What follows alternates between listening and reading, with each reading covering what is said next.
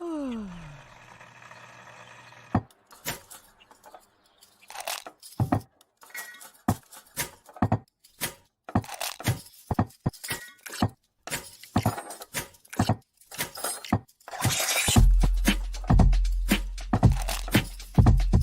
morning.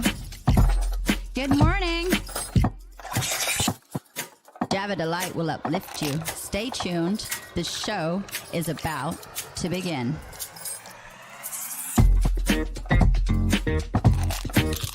Grab your coffee. Stay tuned. This show is about to begin.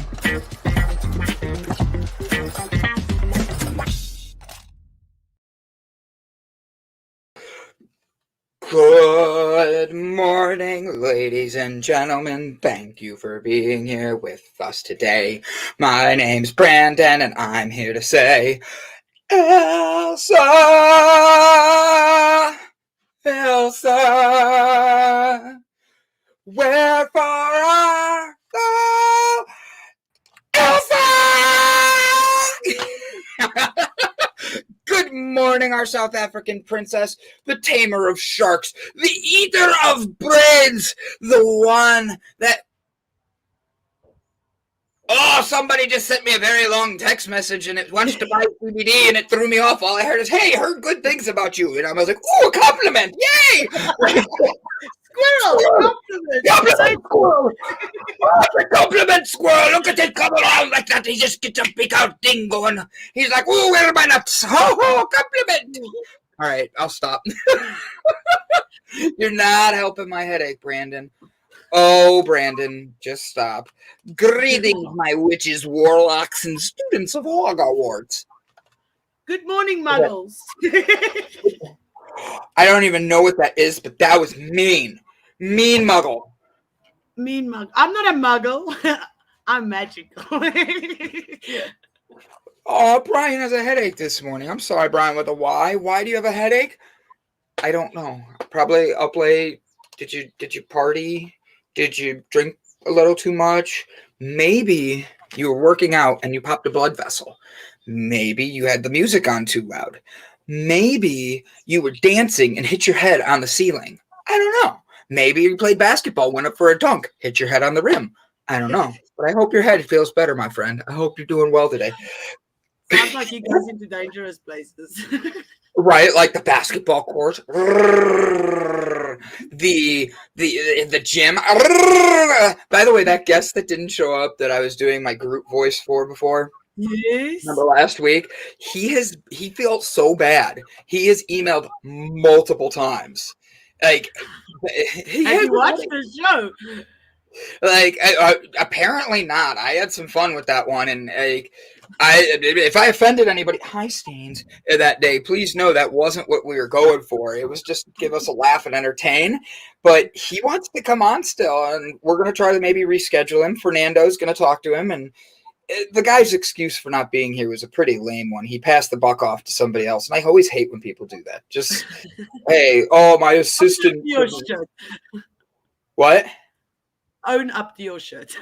Yeah. I thought you said I like your shirt, and I'm like, oh, this is because I'm complaining about my Browns today. I wanted to wear something to get sweaty in because we have a guy coming in to work out with us and all that. And Ilse's like, uh-oh. Yeah, bam. He's teaching us how to bam. Oh, he should make his whole brand sexual just because it works. Like, how to maximize your performance. Like, it's got to do with measuring. It's measuring your success 1 inch at a time of life. So, Ilse, what'd you get into for the last 24 hours since I've seen you last? Last night, I just felt sorry for myself. I mean, at least you're honest, but why are you feeling sorry for yourself? I just didn't have a very good day yesterday. I was all in my emotions. I got triggered, and trying to deal with my triggers is a whole different scenario on its own, because as soon as you think you're on the right path. Or no, let me not say that. As soon as you do the inner healing and you think, oh, I'm good, I'm not gonna let anything trigger me anymore, I'm okay, I'm gonna do this, and then the slightest little thing that, well, not the slightest, but something happens and it triggers you into emotionally breaking yourself down. So I needed to just pull myself back yesterday and just tell myself that I am worth everything that I'm working for. And it's difficult to do that. What are you doing? I'm debating on if Mama Gotti's going to get me to do my push-ups in or not. She said push-ups, and I have this gut feeling I'm supposed to be doing my push-ups right now. No, didn't you do all your push-ups and sit-ups for the Browns already? Yeah, but the thing is, they got like a tire coming back around, and I don't want to look fat for you guys because in my head, the fatness is lose.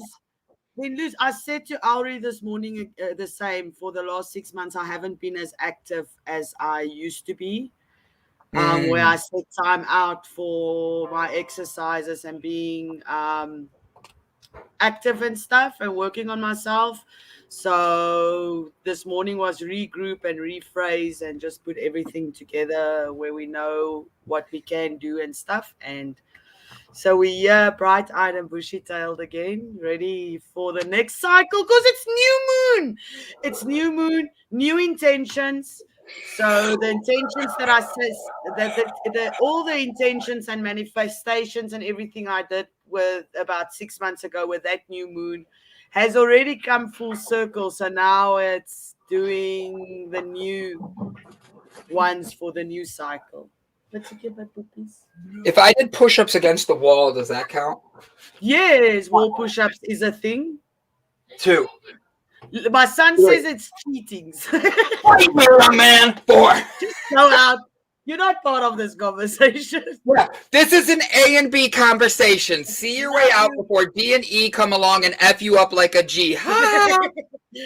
I just kidding. LOL. Get it? I made it all the way to L. I know. That's amazing. You're very good with this, right? I did that off the top of my head mostly. Wow. I can't do that when I need a second to just put it in all the ducks in a row. Whatever the Browns do, what your push-ups are for continues daily. What if I grab the weights that are right next to me and I do curls? Would that count? Or like these? I got a thumbs up from Ilse. On a scale of yes or no, so YN, do me a favor, if that counts and I could do the curls like that, I'll stand here until I can focus and I'll do curls. I'll even do them like this. A-boo! A-boo! Oh, wow, I put on that lotion, girl. Is that Victoria's Secret? How many more secrets does Victoria have? How many more secrets do you like curls are for girls? Oh, my thing is, how many more secrets do you think she has? Like, she's got to be running out of them. Well, her main secret is she's hungry. That's why her underwear is so small and doesn't fit the people that actually eat. You said hungry, and I went, what? I'm like, hungry? Edible underwear. Maybe that's her next secret. Like, wow.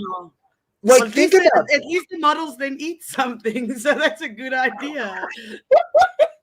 Okay, wow, we're onto something here, Ilse, aren't we? All right, so we're going to create our own line of edible underwear. It's called Victoria's Not So Secret. I always hated lingerie, just being honest. I've always hated it. It's like, do you want to know why? Yes, please. I would okay, love. So this is, and tell me if I'm wrong. Ladies, I know a lot of women, like, do you like lingerie? Let me ask that at first.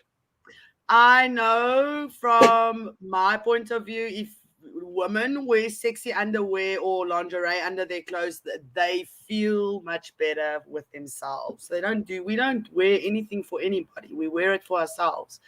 Okay. So from that point of view, it just feels feminine and sexy, but it's not something that.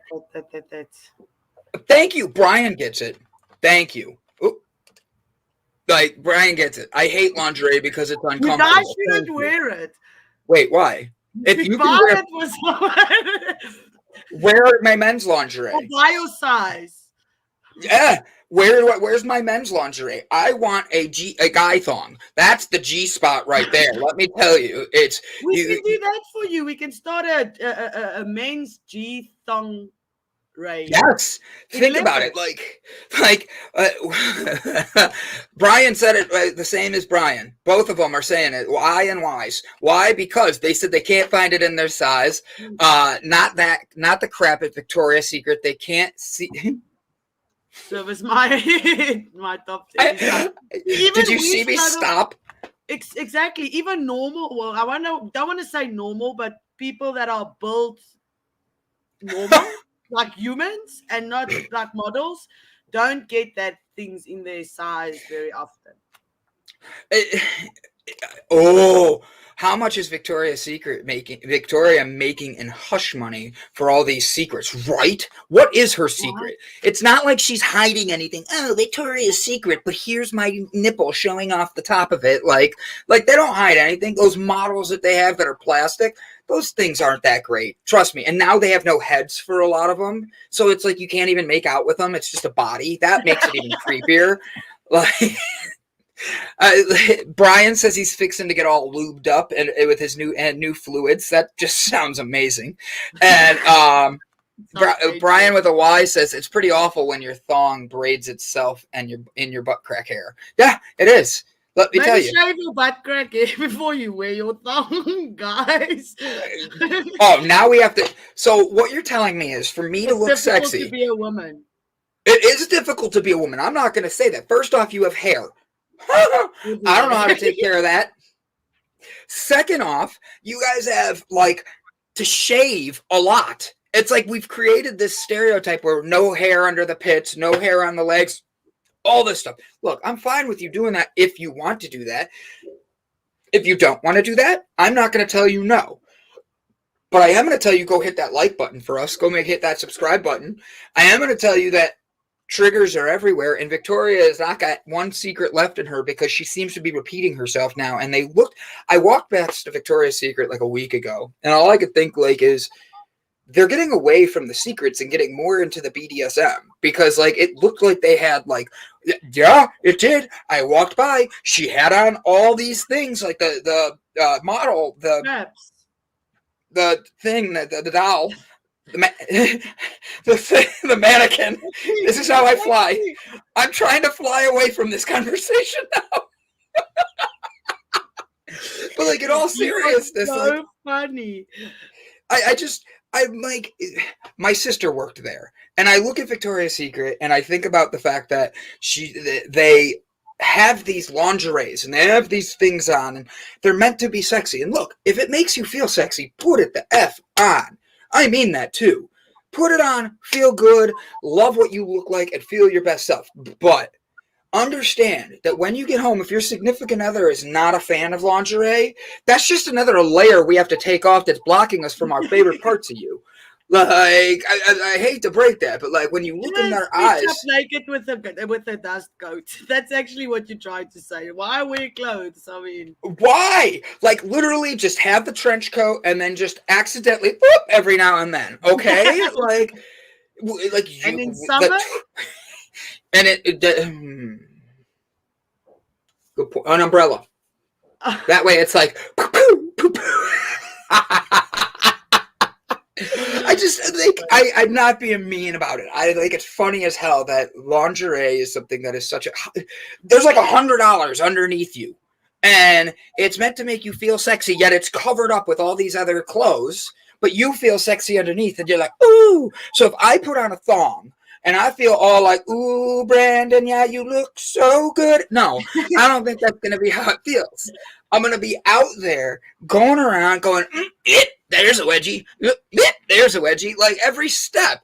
And then I'm going to turn around and be like, but at least I feel sexy. But it's not just lingerie that makes you feel uncomfortable. Any underwear.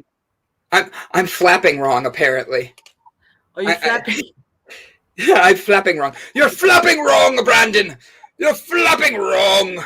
I worked there too. It's crap. I'm not a fan. I like Bravo in Royal Oaks. they have a bra size that actually fits real women of any size. Honestly, that's an interesting thing. I just make clothes. Just more clothes at the end of the bed to pick up in the morning. Jaybird, 100. And Brian, thank you for being honest. The two of us, now I know why we're more better friends than ever. Just throw commando. Like, you just got to be careful when you zip, okay? Like, guys, remember, if you're going to go commando, push down and then zip up. Because if you don't push down, you're going to have to go to the emergency room. Exactly, like on Something About Mary when that guy, like... Yeah, he's like... Like, oh... I'm going to develop CBD-infused parachute lingerie. What? Ooh. Complete with rip cord. In one pull of the cords, the lingerie is stripped away. That's a genius idea. Think about it. I'm telling you. You're standing there, all of a sudden it's like, hey, baby. All of a sudden, it just blows off of you. And you're standing, it's like Bruce Almighty. Like when he's Make it fall in the washing basket and I'll buy a pair. Like pull and fall into the washing basket. It does. Oh, that'd be awesome. You're just like, and it's in the basket. I love it. Brandon's latest OnlyFans set, zipped bits. It's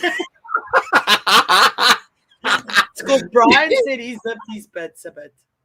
I thought about using my Snapchat to teach guys how to like live with a significant other. So like wear comfy socks, guys, like fuzzy socks. And if anybody makes fun of you, tell them it's to make your wife happy, your significant other happy. You know why? Because if you drip on the seat, you don't need to use any toilet paper. Just take the sock and wipe it with your foot. There you go. And you're still there. You're still clean. She's happy. You're happy. And you can leave the seat down. So that way she doesn't be like, I fell in. Because, once they fall in, they don't come back. And you live with that the rest of your life. But then again, I've sat down and had a wet ass. So I understand why that would be a pain in the ass. CBD-infused edible lingerie calms you down to make you do it right. So everyone's happy and we fuck all night. You're a poet, I'm telling you. And I don't even know it. I'm sorry, I'll totally focus. Kevin! What's up, brother? He actually has a poll on his Facebook or Instagram right now that he wants everybody to participate in. So Kevin sells art, I think is the name. Kevin, give us your Instagram handle on the bottom at and I will reshare it for everybody to go hit your thing and participate in your poll, buddy. Now back to the topic. So Ilse, other than having CBD-infused edible underwear, is a great idea because you can make that a total joke line. Like THC-infused, it's titties hot and coming. Oh, shit, that didn't come out like that. Sometimes I need to stop and think. I'm sorry. It doesn't happen that often. I have that same problem. Right? So about the lingerie, let's just leave it at, if it makes you feel sexy, enjoy it. If it doesn't make you feel sexy, stop spending money on it. Because the truth is, it's a lot of money. Go to Goodwill and get a pair of used lingerie. Why? No, please don't do that. The face you just gave me was the best I could have ever seen. The first thing I thought is, I don't know where those Gucci's was. Why would I want to wear their underwear? It's like, no thanks. Brandon got me crabs and he hasn't even been in my state. Do not do that, people. Don't go buy underwear, second-hand underwear, please. Oh, fly high and naked. I like that. So me and Auri got this idea. We want to start a swap shop. So women don't always have money for clothes, but you always want to wear something else. So you take the stuff out of your cupboard that you don't wear, and then you come together and everybody brings what they've got and you put it there and you swap around. Okay, this will fit me. I'll take that. Then you've got new outfits and you don't need money. But we will not do that with underwear. But that is the idea that we got. Okay? Can we bring our significant other to exchange them in too? I need a newer brand. This one's got yes. But we need a list of faults on them so we know on what table to put them. So he's drunk. He's so that way we know. Like we have category, the lazy category, the Tiny Tims, stuff like that, right? Tiny Tims. I'm glad you caught that. Your face you're like, wait, what? Oh, it's like the joke you did to me backstage where I'm like, I get it. Ilse cracked me up this morning backstage. She goes, I am no longer, what did you say? I no longer. You said something about babies, and I said, no, I'm a sports model. That's right. I do not. You ride a sports car for the fun, not to get to work. If I can say that, X-rated. So I'm a sports model. My favorite and I'm is very expensive. I'm very expensive and exclusive, so that's why. Yeah, but that's the thing. All right, hold on. Yes, you are. You're an African princess. You tame sharks while swimming with giraffes. I know, okay? But at the end of the day, Kevin starts selling. Yep, Instagram business. Kevin's art selling. Yep, Kevin's art selling. I'm going to write this in here. At Kevin's art selling. Boom. It looks like Kevin's smart selling. I just want you to know that. He has a poll up there that he's asking everybody to jump in on and just give your opinion. He's doing some artwork and all that. He'd really like to be able to have people come along and just give their opinion. He's a great guy. He does his own art. He makes everything himself. So I told him I'd make sure to share that this morning. We thought it was a train, but it's a roller coaster. Enjoy the ride, people. Here we go, guys. So yesterday, as I was driving home, I have not done anything in a while, like drank, smoked, anything. And I had a glass of wine with my dinner.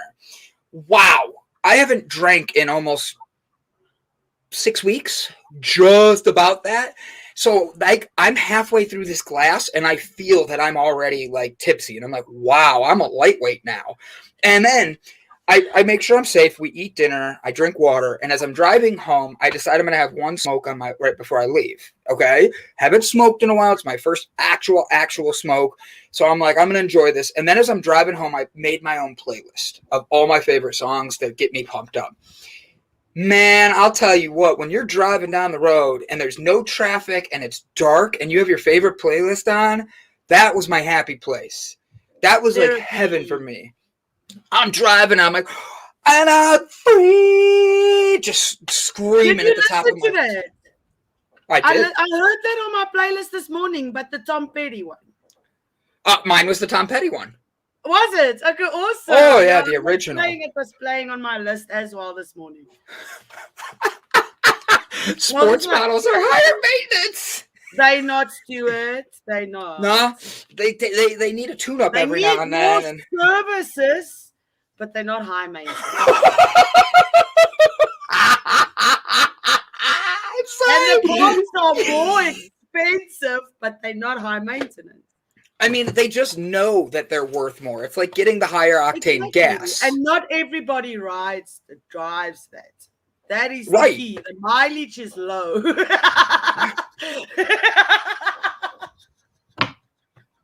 And the roller coaster to your left is Ilse with her roller coaster. To the right is Brandon with his. Choose which one you want to ride today. Wait, that didn't come out right either. My bad. It's been a morning. In all honesty, you and I have had fun this morning. It's been a long look. No, October was a good month. I have no complaints of October. I'm very proud of how my October went. Sober October. My dogs are doing good. My parents are happy. I'm moving into a new place very soon. With all of that going on, it's just becoming more and more apparent to me that we do make our own choices. We do make our own decisions. And for that, I say, what is your decision to make you happy in November? So we have no one November. We have no bullshit November. So ending the excuses, I think you are still baked, Brandon. I'm actually not. I ate this morning. I woke up. I was tired this morning. I didn't want to wake up. I laid in bed writing in my journal and was like, I need to get up. I need to get up. And I did not want to get up. And then it hit me. I need to get up. So I got up. And I got myself a cup of coffee. Actually, so this is where I was going to go with this, and I'll bring it back around, and it's going to work perfectly.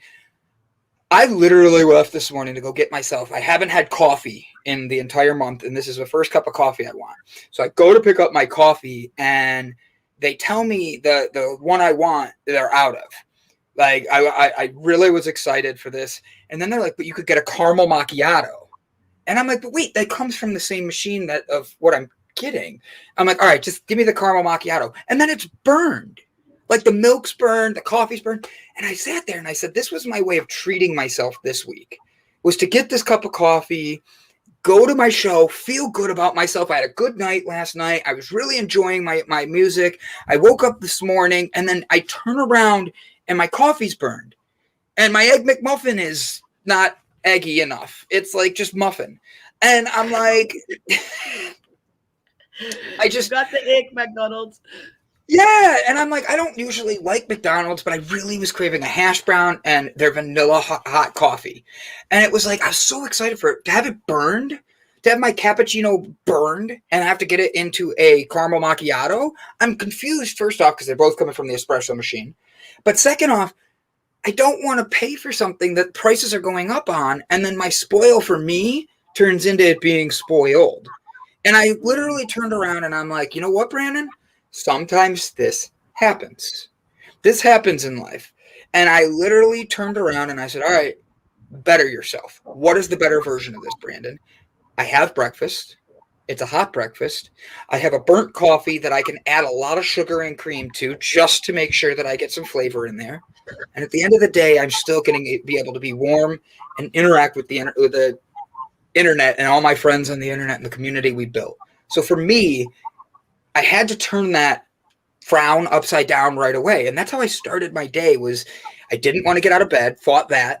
So instead of doing everything I usually do, which is meditate, work out and all that, I stayed in bed and cuddled the dog and did my journaling. And then my thing for me was the coffee, and it's burned. But that's because I didn't get out of bed early. I didn't make that right decision right off the bat, and I chose to go the wrong way. So I say, if your coffee is burned this morning, if your coffee doesn't taste right, if your morning doesn't feel right, realize, take a moment to reset that, redo it, and know that deep, deep, deep down inside, you have the ability to change that. Because that's what I did, and I joined you guys here today, and I'm so effing glad I did.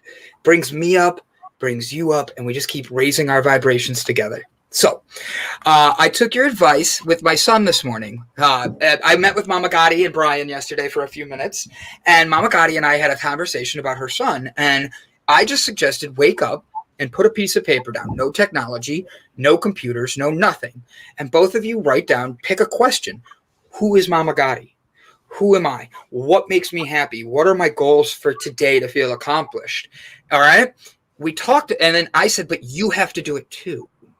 That's the biggest thing, is you have to sit there and do it with your kids, because you are the example. That's the hardest thing, is parents put it down and then they're like, I gotta do all these other things. Hey, where you going? Look at that booty. Shake that booty. Woo! Ilse has a little gas this morning. Excuse her. Sorry, everybody gets gas. What doesn't pay rent must out. There's more room on the outside than there is on the in. So she took the advice with her son this morning. We talked about how to make our day a great day. He had to think, but he asked for some time with me and me and a show. Aww. That's awesome.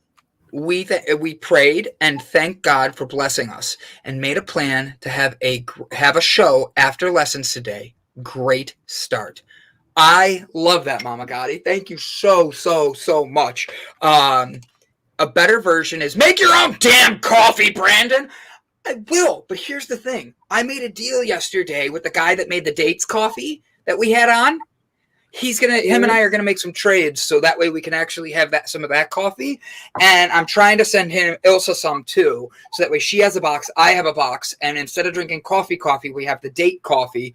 And him and I are going to start talking about him maybe being on here once a month and doing a positive thing. And that way they would become a sponsor of the show as well. That's amazing. That is I'm doing what I can, guys. Funny. Brian says, what kind of evil want to be a coffee place what kind of evil want to be coffee place did you visit? I visited McDonald's. Yeah. That was my fault. And I usually try to go to like the mom and pop ones, but there's none in the city that I'm in. The closest one is a corporation one that's not Like, you can't get food to go. And I didn't want to pay $4 for a cup of coffee that I have to drink there. Like, I really, it wasn't my thing. Brian Tracy's like, farting with Ilse, Brandon's newest. You must put emojis right? there and they have to, like. Do I have to reenact? Right? Do I have to reenact those? Emojis. Ready?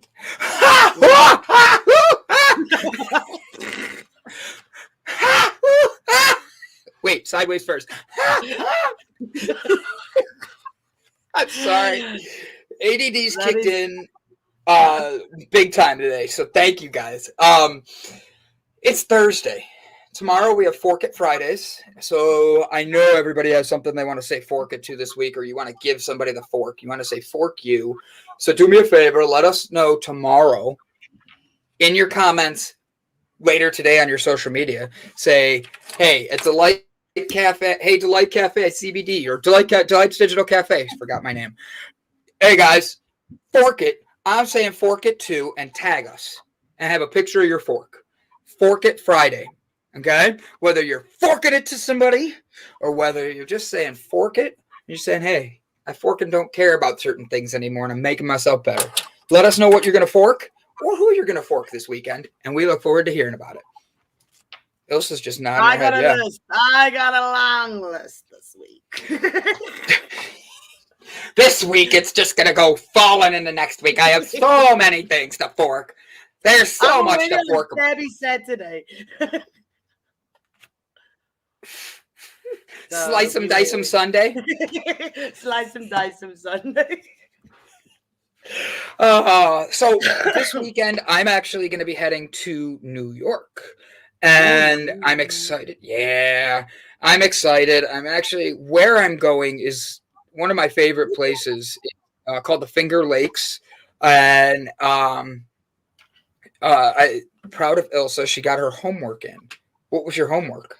On our links that we had when he showed us. Yes. Good for you, Ilse.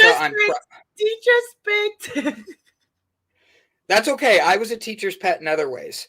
I literally, okay, so yesterday, that sounded way worse, didn't it? Yesterday, I went to Brit Brat. What's up, Brit Brat? I'm going to be forking my way down the road and over the mountains to Oregon. So I hope you found the trail and don't catch gangrene. Oregon Trail. It's a game back in the day. It's a computer game. Yeah. It's okay. It was a really bad dad joke that failed miserably. So do me a favor. Squirrels. I told you, and I don't know if our viewers know that Sean Connery passed away. Remember I told you backstage? You did. And shocked. I didn't know this. I did not know this. So, Sean Connery, what was your favorite movie he was in? The Rock is that's a good one. That he's in with what is his name? Nicolas Cage. I like that. I think he's been the best Bond. I am not a Bond fan. I think I've watched a couple, but they put a lot of videos on, and I just like his accent and the way he spoke. And then I think there's one, Entrapment. I'm not sure how he passed. I'll Google it. It's sad. He died on Sunday. Shauna Jones says no, he passed a few months ago. No, it says here on the Wikipedia page that it was on Sean Connery cause of death. Oh, that was it was on Sunday the 31st. But how did he pass? I'm trying to see now, how he passed. I'm looking it up too, because that's an interesting one. I did not know he passed. And that's me just being honest. I did not know he passed. But he was 19 years old. It says Sean Connery's cause of death revealed weeks after he dies at age 90. Sean Connery died in his sleep from heart failure due to pneumonia. Really? Oh, no, he did. He died a year ago. 2020. This thing says 2020.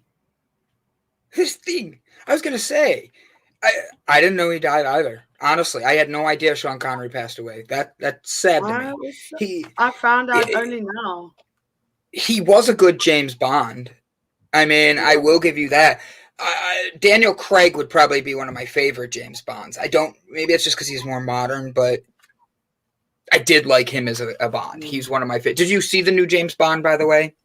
I did not. No, I did not. I'm not a big movie fan or thing. I'll always find something to do rather than watch a movie, or I'll go watch a movie in the cinema and things like that, like put it out, but it's not something that I do very often. Britt Brett says he's like Tupac. He's probably still alive. Here's the thing. Also, is Elvis. So's Walt Disney, apparently. His head's frozen somewhere, apparently. What do you get when you spell Tupac backwards? Kaput. Kaput. He's kaput. Thank you. I'm like, I know she's gonna get this. I knew it. I was like, she's got this. I got faith in Ilse. This one's not one that the English is gonna go over her head. But like, no. So Sean Connery, we're having a really rough time this morning. Look at how this day's going. Like, burnt coffee. Sean Connery died a year ago. We don't even realize it. We only found out now. Like, talk about a shitty year. By the way, do you realize we are less than 60 days from 2022? 60. I do. I sat and thought about it this morning when I went back and then just thought of the journey that I've taken from where I decided to get divorced, where I made that decision and moved out, and all the things that's happened from 2019 up until now, and how fast it actually went. It was one of the most horrible time in my life, but it went past so fast. So let me ask, what are you most excited about ending this year? The progress I made so far with getting to America with my visa and going for my appointment in Jan, because my appointment is in January. So I got less than 90 days, then I do that.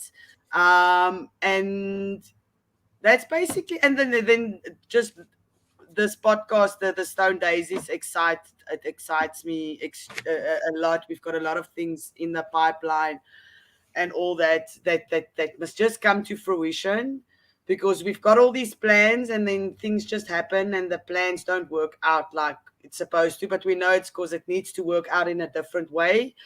So we're just concentrating on getting those out, and that's just been my journey for 3 years. That, and then finding myself. So I have a question, and I'm asking this to the audience more than anything, okay? Okay. The last 3 Christmases, I haven't really been able to do much for my family. I get them small presents just because I've really been pushing in other ways to do good things for them and just don't have the money. And I know a lot of our audience is feeling the same way about that. Their money is tight. Their financial situations are tight. They're not feeling their best. Here's my thing. What can you do instead?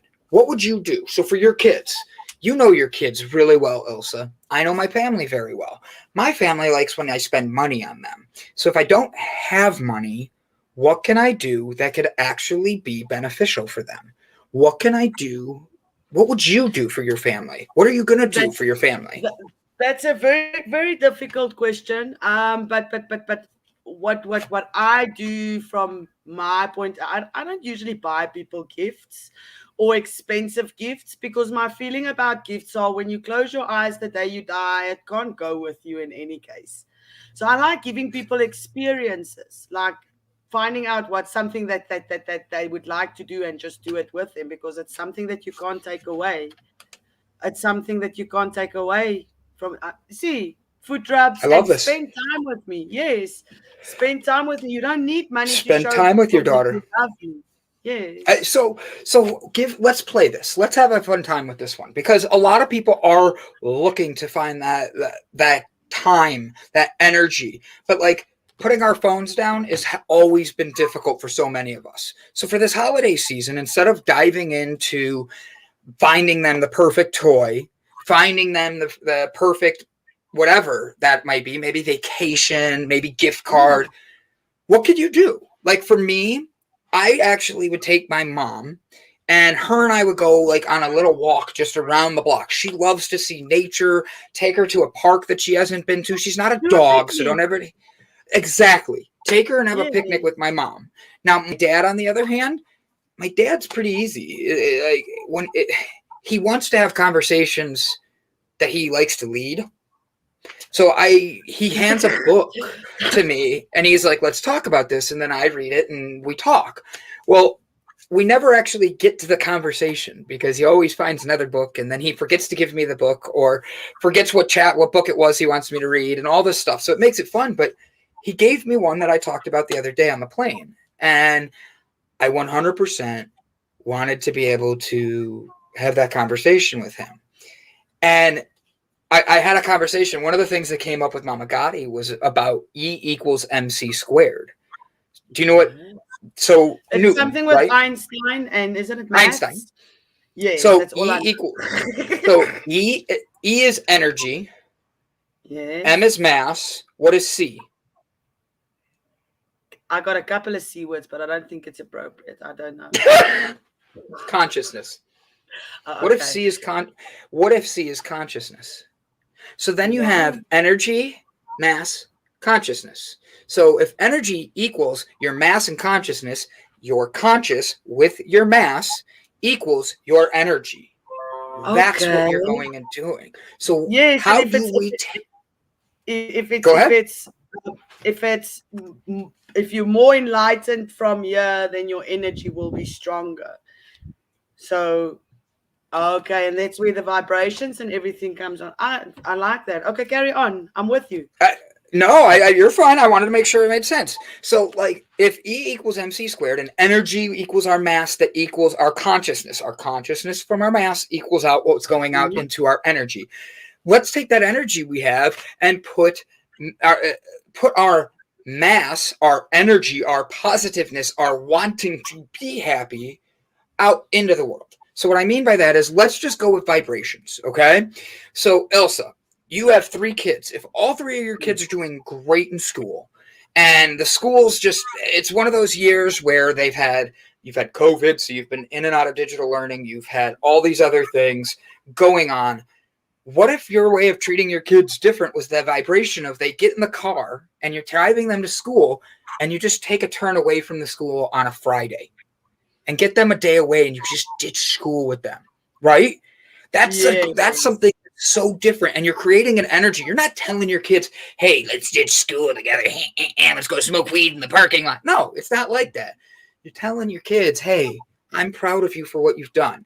But then you have to instill some fun rules. So like a rule I play with my friends is everybody puts their phone in the middle of the table when we go out to eat. First one to touch their phone has to pay the bill. That way nobody wants to touch their phone because you don't want to pay the bill for 4 people, right? I flip my phone over. But what is that same thing we can do that's a vibrational energy to remove the phone from our hands and take that energy, that vibration, that conscious mass and put that into our kids? What can we do with that? How do we do that? So let's come up with a game for that for the holidays that everybody can take with them to their families. And that way nobody's looking at their phone. We play Punch Buggy a lot. That is like a game we play. I don't know if you know. Do you guys know Punch Buggy? I do. Yeah, yep. So having 3 kids and looking on the road while they play Punch Buggy with you is not fun. So make sure you sit somewhere where you don't have to, so you can also punch. Because otherwise it's unfair. You just get punched. But we play that or... do you know Pieterse? Name, vanne, diere en dorpe is a game that we play. So it's names, surnames, animals, and towns. And then what you do is you take a piece of paper and you put the alphabet on it. And then one person goes, everybody gets a piece of paper with columns. And then you go and you choose a letter on this thing. And then you have to write an animal name, a name, a normal name, a surname, and a town or country name with the letter that you get. Really? Yes, that's a fun game. Okay, so for a game to not have our phones in, I'm going to take what you did. All right, I'm going to add to it. All right, is this cool? So you have the phones, and I know your kids have phones. I know my niece has a tablet and all this, and I know all of us have phones. A lot of us are watching me on this show right now. Thank you for being here today. This is Delight Cafe's Digital Network. We're glad you're here. Please invite your friends, and don't be hesitant to change the world with us. Thank you. But as we're doing this, like, one of the things is, anytime somebody touches the tablet, before they're able to do anything with it, when you catch them on it, they have to turn it off and answer a question, and make it a question like that. What is the capital of Ohio? What's the city capital of Ohio? Cleveland. Close, but no, you're close, but no cigar. It's Columbus. Oh. What is the capital of the United States? Washington, D.C.? Boom, there you go. Yes! So you would get to actually play on your phone for a few minutes. But if they don't get the answer right, then they have to turn it off. And then they have to interact with you. It's just a creative game, and then whatever their subjects there are in school, okay? So my niece is struggling with math right now. So having a couple of the math problems that we've seen written out by the computer and all that, when they're doing their homework, have some of those just handwritten on a piece of paper. And then every time they want to touch the iPad, they want to play a game for 10 minutes. Okay, here's your question. And it makes them have to work at the math if they want that. That 10 minutes is not going to take them more than a minute if they start paying attention to their work, right? So how do we make this fun for the holidays and spread positivity? That's what I'm looking to do as a community. So all of us are playing the Delight game all around, all right? Okay. Maybe I'm making up... Give what? You can give them something like a snack or something if they get it right as well. No, they get their phone. They get their phone. Remember, they want to play with their phone? Okay, we give them their phones, but how do you stop them after 10 minutes? Because my children disappear and then them and the phone are gone after one question. Okay. So maybe you can't go anywhere. Nope. You got to sit there. You want to play with your phone? I want to spend time with you. Like, this is my Christmas too. Because that way they're in time with, especially with my you have son. to put the phone down too. You have to put the phone down too, and I do too. So that means every time your kid or you touch the phone, so that means same goes for you, Ilse. You get on your phone and start sending nudes to these guys all over South Africa. All of a sudden, your kids get the right. They are too scared for that. But you go on your phone, and whether it's Facebook or Instagram or whatever, you get on your phone, they get to ask you a question. I like that. Do you know what could be fun? Writing out the questions beforehand, so that way they know the game and they're helping design the rules. There you go. Brett, play the ABC game, on a road trip. You have to find words that start with each letter of the alphabet on cars, signs, billboards, etc. So you're driving down the road and you see an Applebee's. Yes, Applebee's. And then the next one, you're driving past a what? A Barney's. Okay. I heard that in the movies. You got a Barney's. Barney's are we talking about Barney the I love you? No, we don't love me. Barney. Other Barney's. The one that's the clothing store? All right. So that's an expensive one. We do that game, Brit. See, apparently I need to move to South Africa, Brian says. But so play that game. Play a game with your kids every time they touch the phone, because as annoying as that gets, it becomes a connection with you guys, and it makes you spend time with them too. And that's all we're trying to do here. Is money's going to be tight, and it seems like it's tight for a lot of people right now. So let's play a game where, and it doesn't have to be a game we made up, but it's about finding a way to make that connection without technology, because we've really done a lot with technology, and there's enough time for us to play on our phones. There's enough time for us to click on things. There's not going to be enough time. My favorite thing I hear is, look how fast they're growing up. Look at how fast they are. Da, da, da, da. Oh, I feel so old. Okay. So what are we going to do to be able to reset that? How are we going to be able to redo this? You know? You have to commit to spend time with your kids as well, because I think we tend to go like, no, you're not going to get your phone. No, you're not going to get your phone. And then eventually when they don't talk to you because they're sitting in the lounge with their big mouths, we usually go, just take your phone and leave because you don't want to talk to me in any case. So it comes from both sides. You need to engage with your kids in order for them to engage with you. I agree. That's an any relationship like that. I agree 100%. I think that is a phenomenal way of saying that. We play the license plate game on long road trips. Do you know this game? Yeah, I don't know if it's the same as ours because our license plates don't look the same as yours. So That's true. So Yeah. it says we find license plates of other states. Each plate we can only be found by one person. Whoever has the most at the end wins. So I play that game. I'm not very good at it unless I'm the driver. Just honest. I'm thinking of a person and yes or no questions to get the answer. Boom. So I'm thinking of a person. They passed away about a year ago, and we're just finding out now. Sean's They gonna played. ring. Oh, good job, Ilse! High five! 5 points.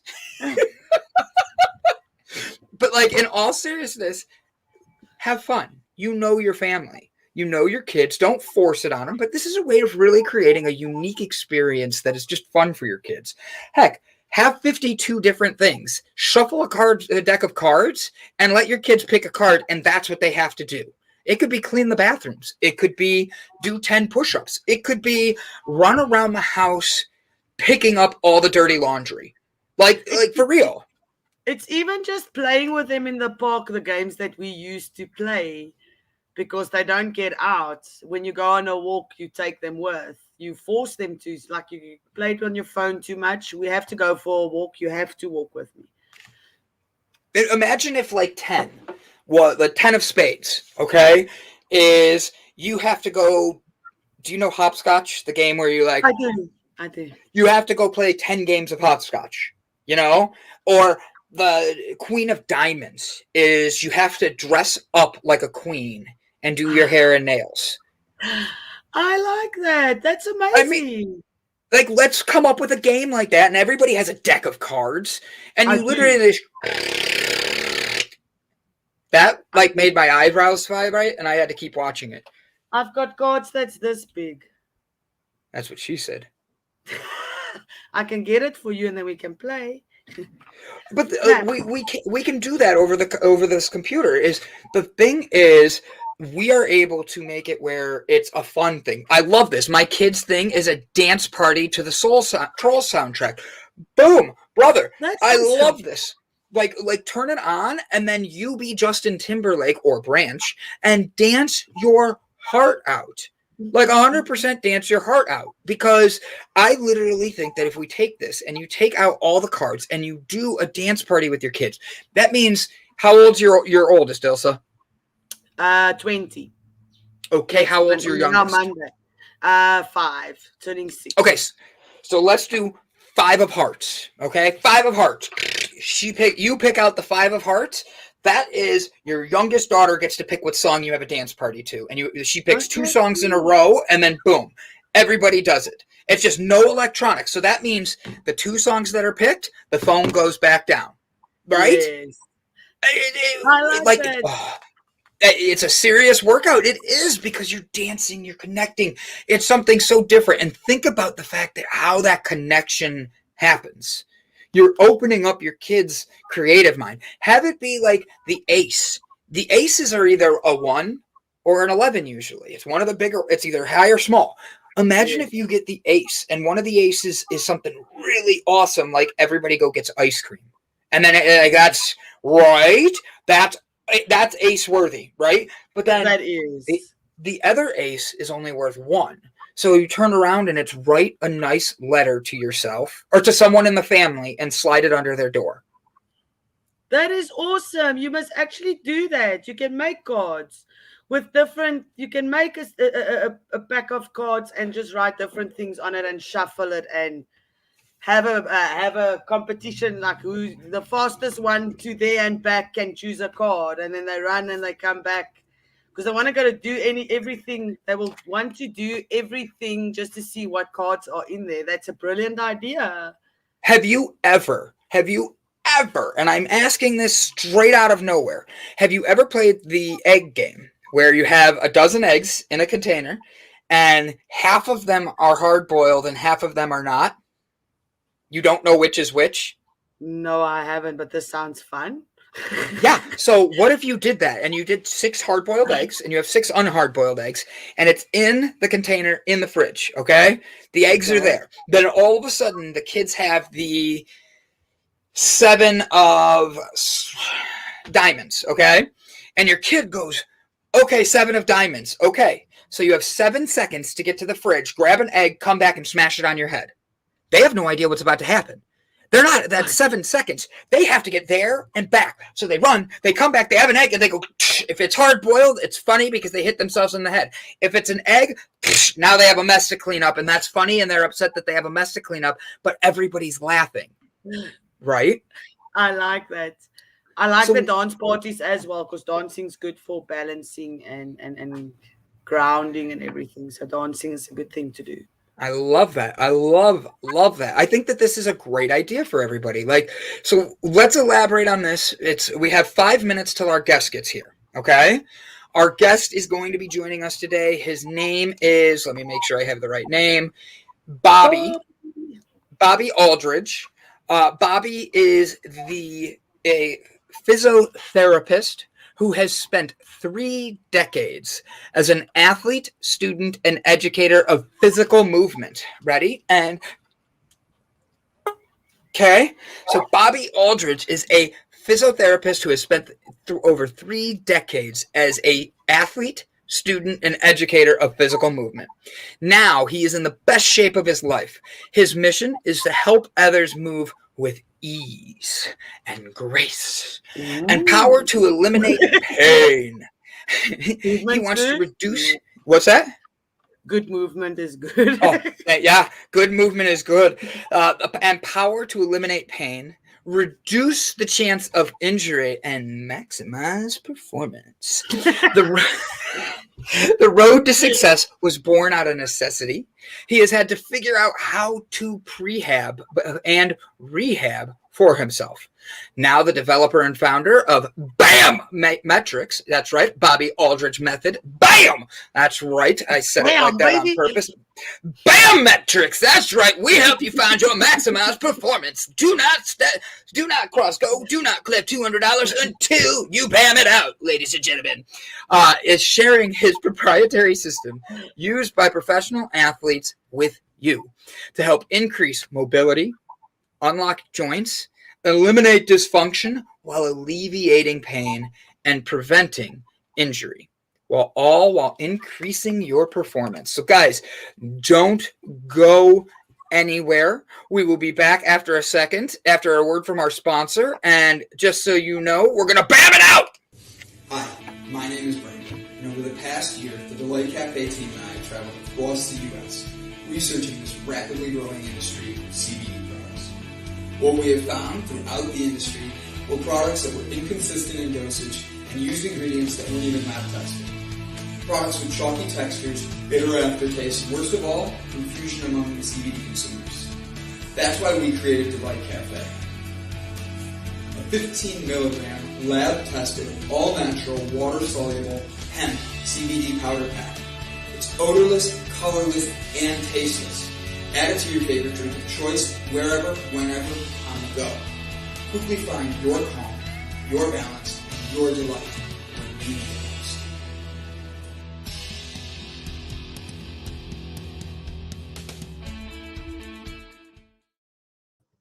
And we are back with Mr. Bobby Aldridge. Look at this man. He is in amazing shape. He has BAM written across him. Bobby, thank you for being with us today. We're grateful you're with us and starting the day with us. How are you doing? Good. Thanks for having me on. Appreciate it.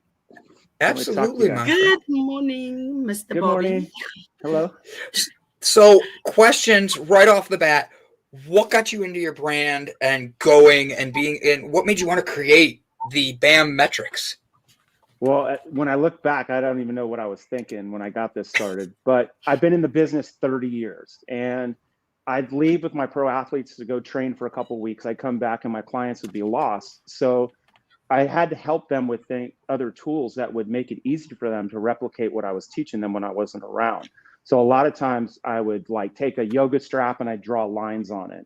And I'd take a strap, I'd tie it to a machine so they could stretch longer, because I had people that their hands couldn't hold the strap long enough. So their hands would be fatigued and they wouldn't be able to go through the range of motion I wanted them to do while I wasn't there. So, because usually I would stretch them. I'd put them in that position like a pro trainer. You know, you watch the players on the field being stretched by the NFL or the different teams, NBA. They get out there, they have bands and they have trainers helping them.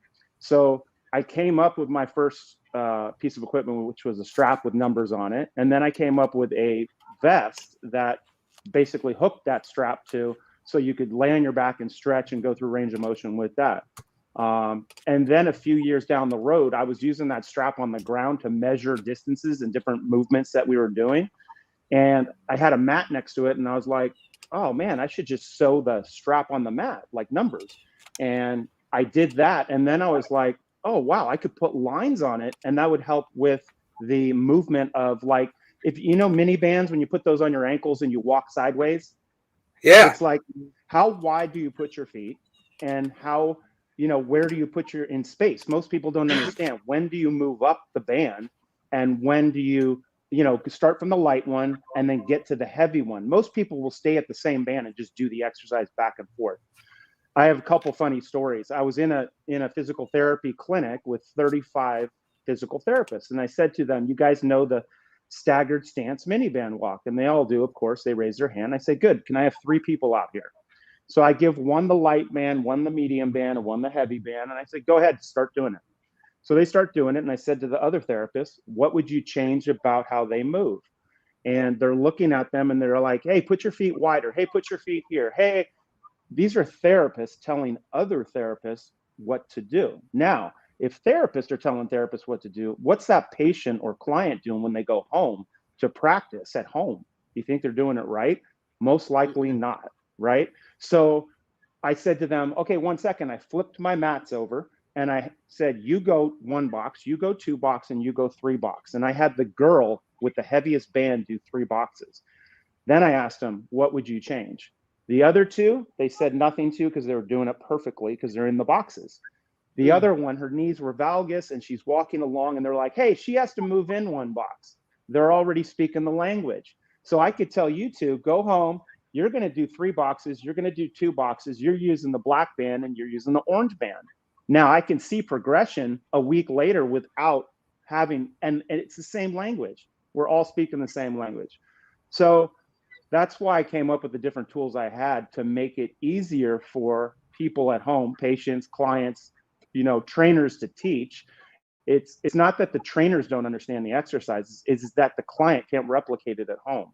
So I've got athletes all over the world. I've got, you know, I do seminars for trainers, physical therapists, chiropractors. I go into the clinics and I teach them how to use my tools. So when people, like, for example, if you have a neck and shoulder pain, like if we're sitting here all day for 6 hours, right? Do you think we're going to be a little bit rounded forward at the end of the day, a little bit like this?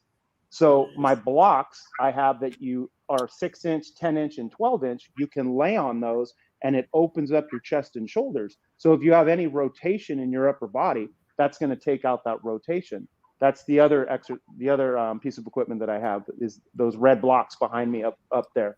But they're excellent for taking care of neck and shoulder pain. So many people nowadays, especially if you talk to a chiropractor, are coming in saying, yeah, my neck hurts. Oh yeah, I have this pain right here. And it's just because we're rounded forward, our necks get pushed out, and then we need to get that back in a better position. And anyway, so the tools make it easier for people to replicate the exercises. For people that don't really know what BAMmetrics is and what it can help them with, and because you talk about it for professional athletes, so people at home might not know why they need it. Why would they need to use BAMmetrics, and what can it help them with? What illnesses or pain can it help them with? 80% of people have back pain. 80%. 8 out of 10 people have had back pain in their life. So if you've got 80% of people, 8 out of 10, that's a pretty high percentage. Now, to keep that away, because some people will say, I don't have back pain, but they might not have it yet, but they're in a position that if they put demand on their body, they're going to have pain. So during COVID, everybody was stuck at home. It was easier for me. I had hundreds of people on Zoom teaching at the same time around the country these simple exercises like a wall windmill. We do windmills on the wall. What is that for? It opens up your chest and shoulders. It gets your T-spine in a good position. So people that are at home, this routine is perfect for people at home. It's actually a home routine. It's not for the gym. This is for home. I have the mats in gyms, but it's to help train to teach. So when they go home, I don't have to babysit you when you come to me because I'm expensive. Why would you want me to do these simple exercises by saying, put your foot 1 box wider, put your foot, 2 boxes wider? You guys can do this. I mean, I have little 10-year-old kids that do these exercises. And I have 7 moves that I teach on a poster that I have that teaches people how to move their T-spine, strengthen their chest and shoulders, get their hips more mobile, strengthen the lower body. And it's about the joints. So you want your ankle, your knee, your hip, your shoulder to be in a line. If they're a little bit off, it's like a string that you pull on the body. If I pull this string this way, what's this one going to do? It's going to move, right? Yeah. So your body is made like that. So you might say, I have no pain, but you're all tweaked right now. And then I say, hey, go to the gym, and they start working out. And all of a sudden they're like, God, my back's killing me. Okay. Yeah. And it's because they're twisted. Pain comes most of the time based on twisted hips. So if your hips are level and then I tilt it a little bit, your left spine over here is going to be compressed and this one's going to be down. So you're going to say, my back hurts on the left side. It's pushing into my spine. So I have to take that rotation out. And 90% of the time, if I work on the hips, the shoulders and the knees will fall into place. Okay. So that's why I dive into these different exercises. Like I said, the windmill, simple exercises. You can't just lengthen. You can't just go to yoga class and move, right? If you don't put it in the right position, this is why years ago, chiropractic wasn't working long-term. Like you couldn't go see a chiropractor once and be done. You'd have to see him twice a week. Why is that? Because the muscles pull on the bones. And every time you get cracked, the muscles pull that back out and he has to adjust you back. Then the muscles pull it out and you have to go back. So it's constant back and forth. And I can teach you how to be your own chiropractor. That was actually going to be my question was, can you teach me how to be my own chiropractor? Like my upper back is tight as could be. And I figure it's because my Browns keep losing. And when they lose, I have to do push-ups on air. So it's been rough. But I also, before you teach us that, could you teach us the windmill thing that you were doing? Because I was doing it on the wall and I didn't know if I was doing it correctly. Well, the windmill it's a great exercise. And I can literally show you guys right here. Watch this. You guys can see me over here, right? I knew you were sitting on a ball. I knew it. So this is I'll give you a quick one right here for all you people at home. Okay. This ball right here, they did a study. I don't know how long ago, 10, 15 years ago, maybe 20 years ago. I've been doing this for so I can't remember, but it was in a major magazine. They had all these women at a company sit on a ball. They lost in, I forget, 3 months, 4 to 6 inches off their waist. That was the only thing they changed. Nobody did fitness. Nobody did anything different. They sat on the ball. Why is that? When you sit on a ball, the ball is constantly moving like this. You think it's stagnant, but if I put you on a small camera, you are moving. Okay. Now, what I teach all my people, because I do corporate wellness too. I have a lot of corporate wellness clients, big ones. I have them all sit on a ball, and every hour I just have them lay back and open up their chest and shoulders and then come back up. So it looks like this. You're sitting at work, you get off a call, just lay back, open up. Oh, this will help your back and shoulders instantly. And then 1 minute, get back up, go back on your call, go back to what you're doing.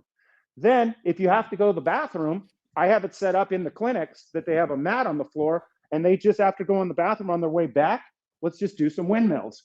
So the wider I go, the harder it is. Okay. So if I'm going to do one set, I'm going to try to go as wide as I can, open it up. So I really get internal, external rotation in my hips right here. That's what the mat is for. And you match your feet on the line. Then I pull back my shoulders on the wall, my head's on the wall. And then I'm going to glide the wall with my T-spine. So I'm not going to move my arms. I'm going to pinch my shoulder blades, open my hands wide, push my fingers on the wall. Okay, so I don't want you guys like this, fingers on the wall. Then I'm going to glide the wall. Nice and slow. I want you to breathe. And we usually do 10 to 20. So that means 5 on each side or 10 on each side. Make sense? Okay, and we're gliding the wall. And you're going to feel your hips in here. If I was starting you out and we had time, we would do 1 box, then 3 boxes, then 4 boxes, then 5 boxes, if you can do it. That's how we usually do it. And we do sets of 10. Okay, my athletes, I'll have do 20, and I'll have them keep their hands up the whole time, because it's very difficult on the shoulders to keep them up the whole time, right? For people at home, you can take a little break in between. So you do your first set, shake it out a little bit as you change, do the next set of 10, shake it out, go a little wider. And that's what the mat's for. So you can actually see after maybe, 3 months, okay, now I can handle, I'm gonna go out to 4 boxes now. Does that make sense? So you can progress yourself as you go each week. And wall windmills is my #1 exercise I throw everybody into. All my athletes, when they show up, they go right into that. And it just takes out that rotation. So look at me. If I did this off the wall, I could be rotated this way as I'm doing it, right? And I wouldn't know, right? When I use the wall, you'll notice one side's kind of easier to get to, and the other side's like I'm locked up. This is easier, I'm locked up, okay? And the more your T-spine can get that extension, the more rotation I can get. When I'm rounded, I can't rotate, right? So between the windmills and my blocks, laying on those blocks, that's going to open you up. That's going to take out that tension in your neck. So if you did windmills, blocks, and then if you wanted to strengthen your hips with the bands above your knees and below your knees, we have 5 exercises we do, starting with our hands, then to our elbows, then on our back, then we bridge, and then we bridge up and down, and then we do 1 leg. That's 1 set of double bands on the knees to strengthen the hips, okay? Because what happens is a lot of times your glutes are weak, your hip flexors are tight, and your T-spine's rotated forward. So if I can change all 3 of those, we're pretty much helping back pain across the board right there. That's going to really make a difference. And that's why. So does that make sense? It does. It does. Thank you so much. I'm going to do that exercise. How many times a week must you do things like that to see a difference in your back pain? Well, this is what I tell. Well, you can usually do things 3 times a week, but I always say it's literally like brushing your teeth. So do you brush your teeth 3 times a week, or do we kind of do that every day? And do we brush them twice a day? So my whole thing about mobility is you mix it into your daily life, and it's not a workout. You do it in your clothes. So in between a call or something going on, do a windmill. Done with those. In between another call, do a runner stretch. In between another call, do a set of push-ups. In between another call, do the blocks. So now during the day, I did 4 exercises for today. Tomorrow, I go, hey, if I did those 4, I'm going to do 4 different ones, right? Okay. And then the following day when I come back, I'm going to do those same 4 I did the day before. You got to find a routine that helps you, and everyone is different. There is no one routine. I can throw one routine out there that'll help 80% of the people, but we're still going to have 20% that say, hey, this isn't helping me. Okay. And that's when we play with it's just a different way to brush your teeth. Like I said, you come at it different ways, and all of a sudden, oh, I got that cavity right there. Does that make sense? And it's literally like, that's why younger people can move better, because they're always out dancing, running around. They're always out and about. As people get older, they get more sedentary. They sit more. They do less movement. They're not dating because they're married for 20 years. There's all these things that take away movement. So we have to put it back in. And more movement is like motion is lotion. So you have to be able to start moving consistently so your body feels great. And like I said, I'm 52 and I move like a 20-year-old. So I could go do, whatever I want with whatever athlete at any time. I play golf a lot. I hit the ball longer than most of the kids I play with. And anyway, I've just been doing this a long time. I wanted to ask you if you liked golf. because I saw that you can maybe help the guys with their swing on your LinkedIn profile. Yes. Yeah. What's I that? like it. Sorry, my son is just thinking he's clever. Yeah, saying something in Afrikaans. The reason I'm asking, have you ever played across in other countries? Have you ever heard of the Sun City Golf Course that Gary Player built? I've heard of it, but I haven't played it. No, it's, okay. I thought maybe you came to play it, and you can tell the people it's such a beautiful place. That's got nothing to do. Well, Gary, say again. I was gonna say Gary Player is one of the big time guys for fitness. He's a real believer in movement and fitness and all that. I've actually wanted to get in touch with him and talk to him because he would totally get what I do, and he'd really like it. And a lot of the stuff that I teach, many of the pros don't even know about it.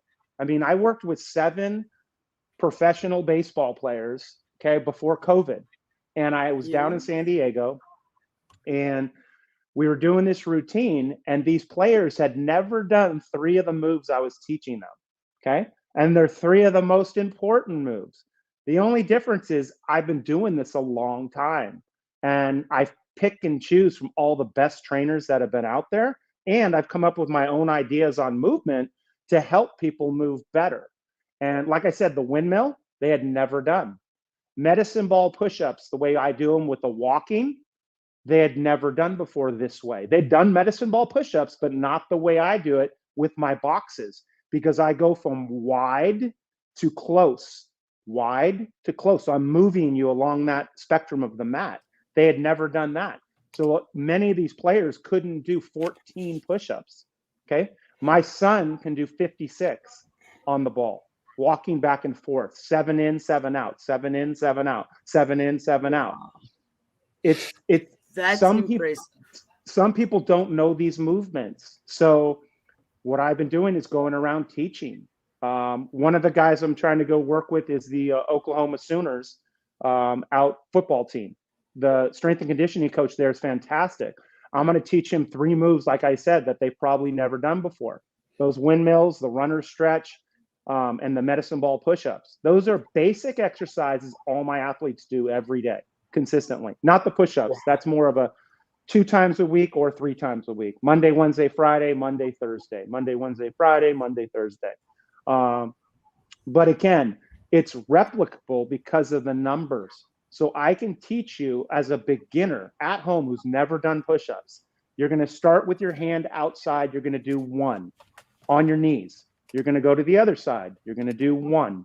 You're going to come back. You're going to move in 1 box. You're going to do 1. So it's starting from a very, very, very beginner, like my daughter. My daughter couldn't do a push-up when she started. She can do 14 on the mat up to 21 now. And she's a girl, 16 years old. So what can people do? They can start from the beginning. They can build up, and this all can be done at home. It's very, very simple. It's very replicable. Golf's actually one of my favorite ones to help because I had 2 guys during COVID who are mini tour players who were stuck at home. One of them's on my website. So if you go to the website and scroll down, you will see this guy I'm talking about, Forbes. You should put up his quote right there. I worked with him for a couple months. They opened up golf again. That was the first right there. It was the first sport that they opened up. And Forbes calls me and goes, Bob, go ahead and read what he said there, finding another gear. This guy had been worked out for 2 months. Usually he'd work out in the gym all the time. He's a big gym guy. He called me panicked that he was not going to be able to work out. And I said, hey, Forbes, you have your mat, you have your blocks, you have your medicine ball and bands. You're good. Just do the routine that I show you 3-4 times a week. You'll be good.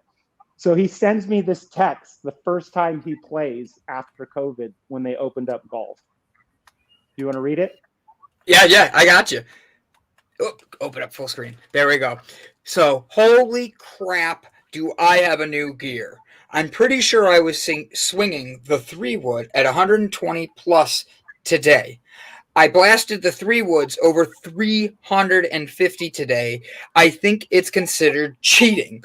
All the workouts are starting to really show Thanks again for everything, Bobby. Aloha. Yeah. So Forbes improved, I don't know, 8 to 10 miles an hour on his swing speed. But the best part was his neck and shoulder pain went away and his back pain went away. So this is a guy that, deadlifts 400 pounds in the gym. He really works out. He's a strong guy. But he wasn't doing the basic movements consistently. The windmills, the runner stretch, the medicine ball push-ups. He would bench press instead of doing the medicine ball push-ups.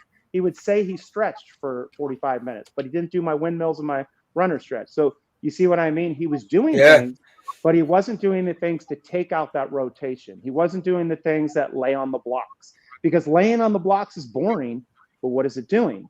It's taking out the rotation from bench pressing, push-ups, whatever he was doing in the gym, and putting his spine in the right position, which helped him get faster at his swing when he was playing golf.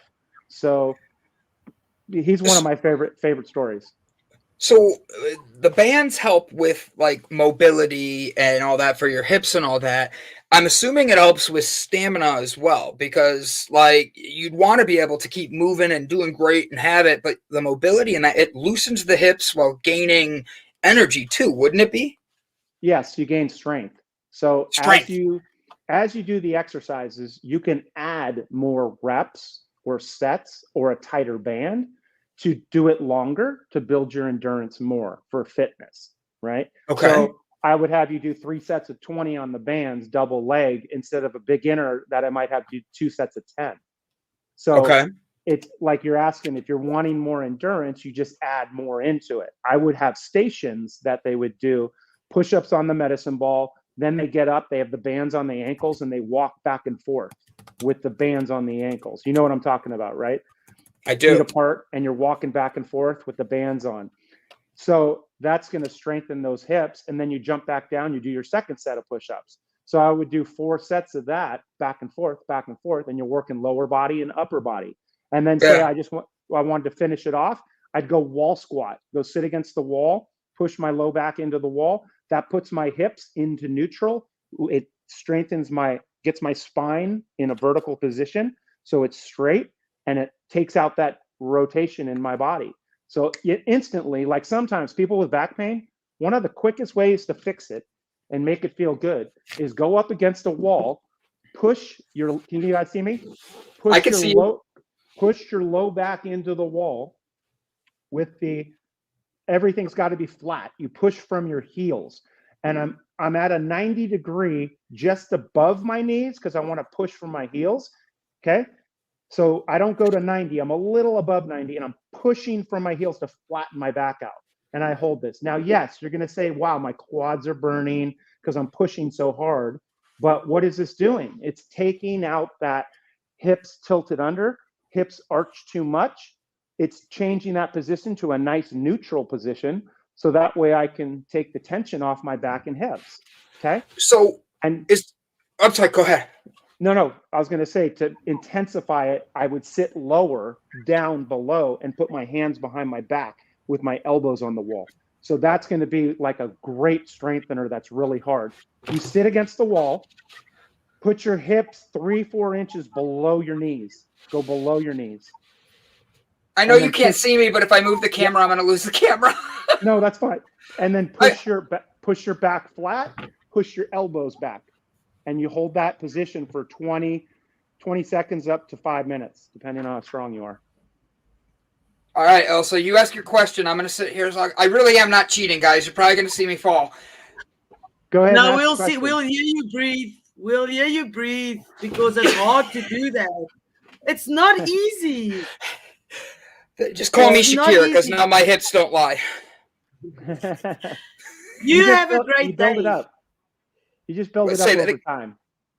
I was doing it, and I'm sitting there going, all right, I'm lining this up for a joke, and then my socks, because I don't have tennis shoes on, kept sliding. So I'm pushing and pushing, and I'm like, I wish I would have put shoes on. You have to have shoes to do that. You have to have shoes. Yeah, it was harder because I was sliding. I'm pushing down, and my socks are just like, and I'm like, no. Go ahead, Elsa. I'm sorry I interrupted. One of our viewers wanted to know which pro athletes that do you work with? Well, now I work with a lot of mini tour players, so you wouldn't know those guys. My equipment's in the PGA Fitness van, so they have my mat in the van in the blocks, Okay. and so a lot of the players that are around me here, because I live in Marin, if you know where Marin is, outside of the San Francisco. So Okay. I'm about 20 minutes outside San Francisco. In 95 to 98, I traveled with Andre Agassi. That was one of the biggest players that I traveled with. Met a lot of people during that time. And yeah, so. I have to ask, And I'm then sorry, Ilse. I have to get this one no, in. no, I no. apologize. How cool is Andre? He's my grandma, and she's only a tennis player because she thinks he's the sexiest man alive. She has loved Andre Agassi as long as I've been alive. How is he? Because I've heard he is just a down-to-earth, amazing guy. And being able to I see my grandma in like 4 hours today. She's in hospice, and I visit her every Thursday. So, like, getting to see her and be like, I got to talk to Andre Agassi's guy that taught him how to stretch out his hips and get himself all in motion and all this. She's going to laugh at me, but it's worth it. Well, there's a couple stories with Andre that were back in the day. My wife went to the Bollettieri Academy and used to play with Andre down there in Florida. Okay, this is 25 years ago, 30 years ago, at the camps. And he used to have long hair and be an absolute crazy man. Okay, so when I talk about Andre, my wife thinks I'm crazy, that he's so down to earth. He's so well-mannered. He's so this, that, because he was so not that back in the day. He was a madman, okay? Doing crazy drugs, doing crazy shit. He was a madman. So I talk about it the one night we're at dinner in Wimbledon, and we're sitting there, and he was dating Brooke Shields at the time, and Brad Gilbert is coach, and Kim his wife. It's us five at the table. We're just sitting there. And Andre toasts the table, and he says, we're the luckiest people to do what we do, and that, cheers. And he really got it at that time. So I say, who was he trying to impress? Me? There was no one there. And he was being genuinely cool about that. So he went from being who he was as a kid and really matured as a great person in the end. And I really liked Andre. He brought me into the fold right away with how genuinely nice he was. So nothing but good stuff to say about Andre. Martin. Yeah, I'm sorry. I had to get my grandma. My grandma'd kill me. She watches the show every now and then. She yells at her Google Assistant to turn it on. And so if I don't ask that and I visit her later today, I know she'll all of a sudden have strength to hit me. So let's just make sure I got that in there. Thank you. YouTube BAMmetrics. She did a windmill so you can get a slap. I read an article that someone did on you on, I can't remember now the page, but I read there that you've got a Great Dane that you got from a rescue. I did. He actually just passed away. So I'm so sorry. Yeah, he got cancer. He lost 70 pounds, and we have a new puppy, a Newfoundland. So he's about 16 weeks. He's growing like a weed. He was just tiny when he got here. He's been, 16 weeks. Yeah, we got him at about 9 weeks. I think it was 8 weeks. But he's just like turning into a fur ball, and he's like 35, 40 pounds. I mean, it's crazy how big he's getting. And he just like puts his paws up on the counter. He's got this cute little face.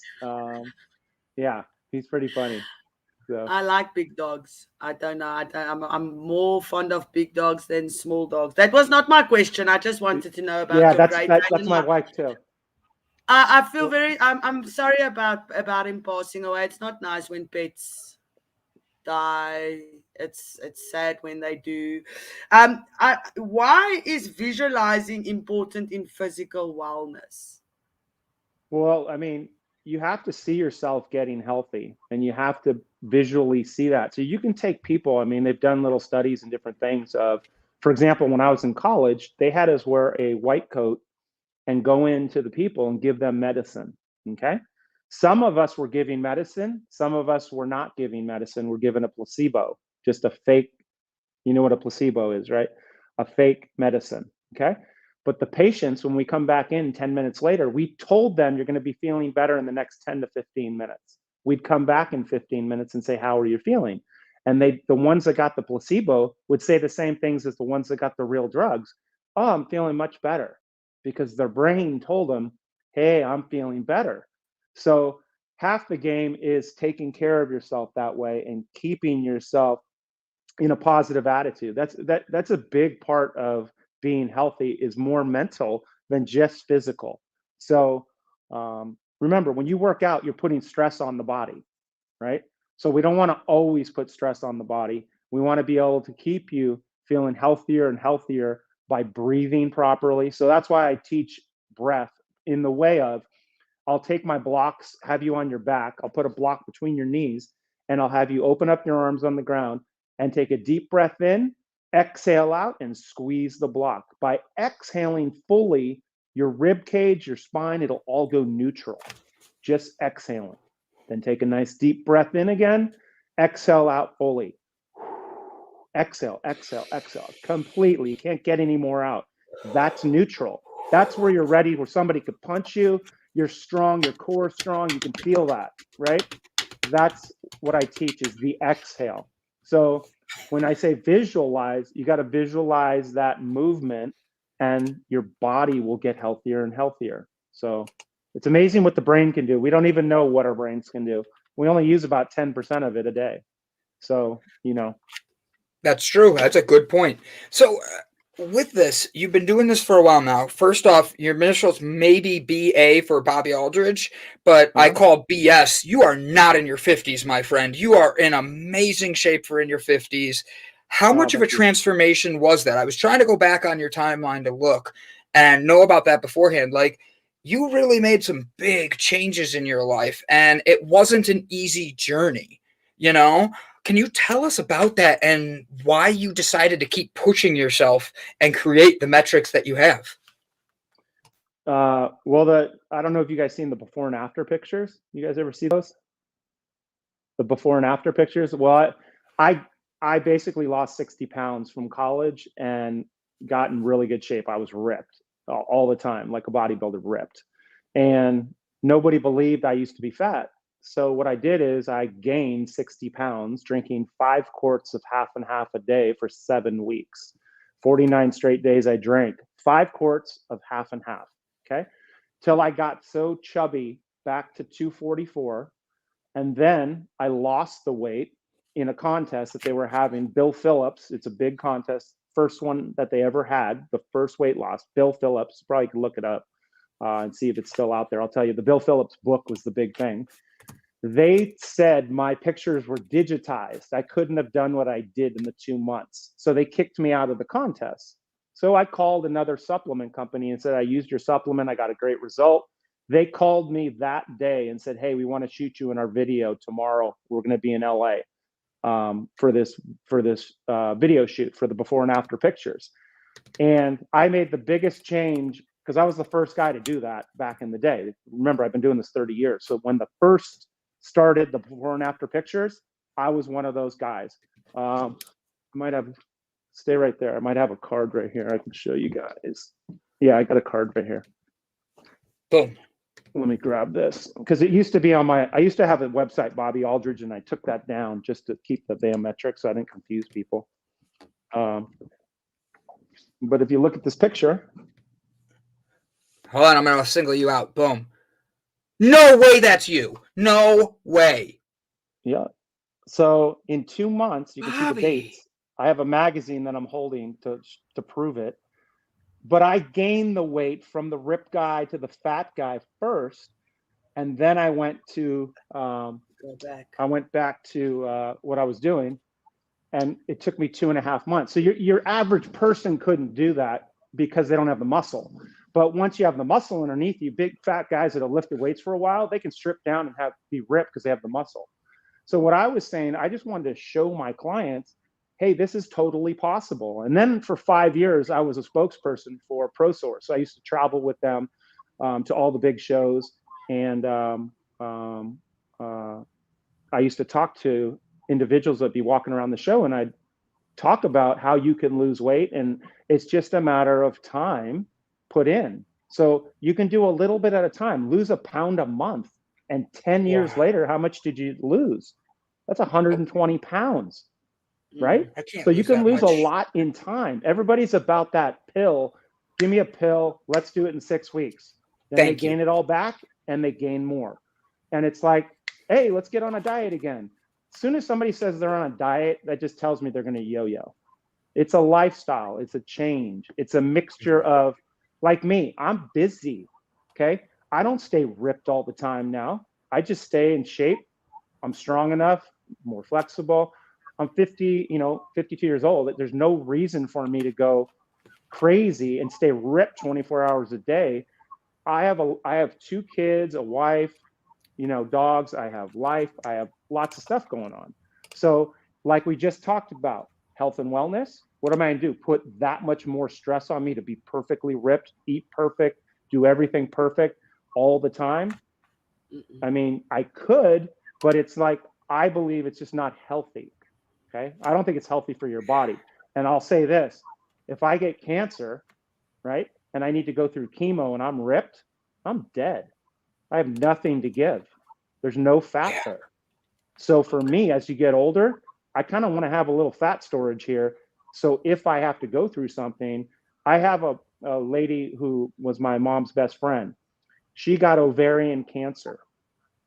She lost 80 pounds. Okay. She was lucky she was way overweight.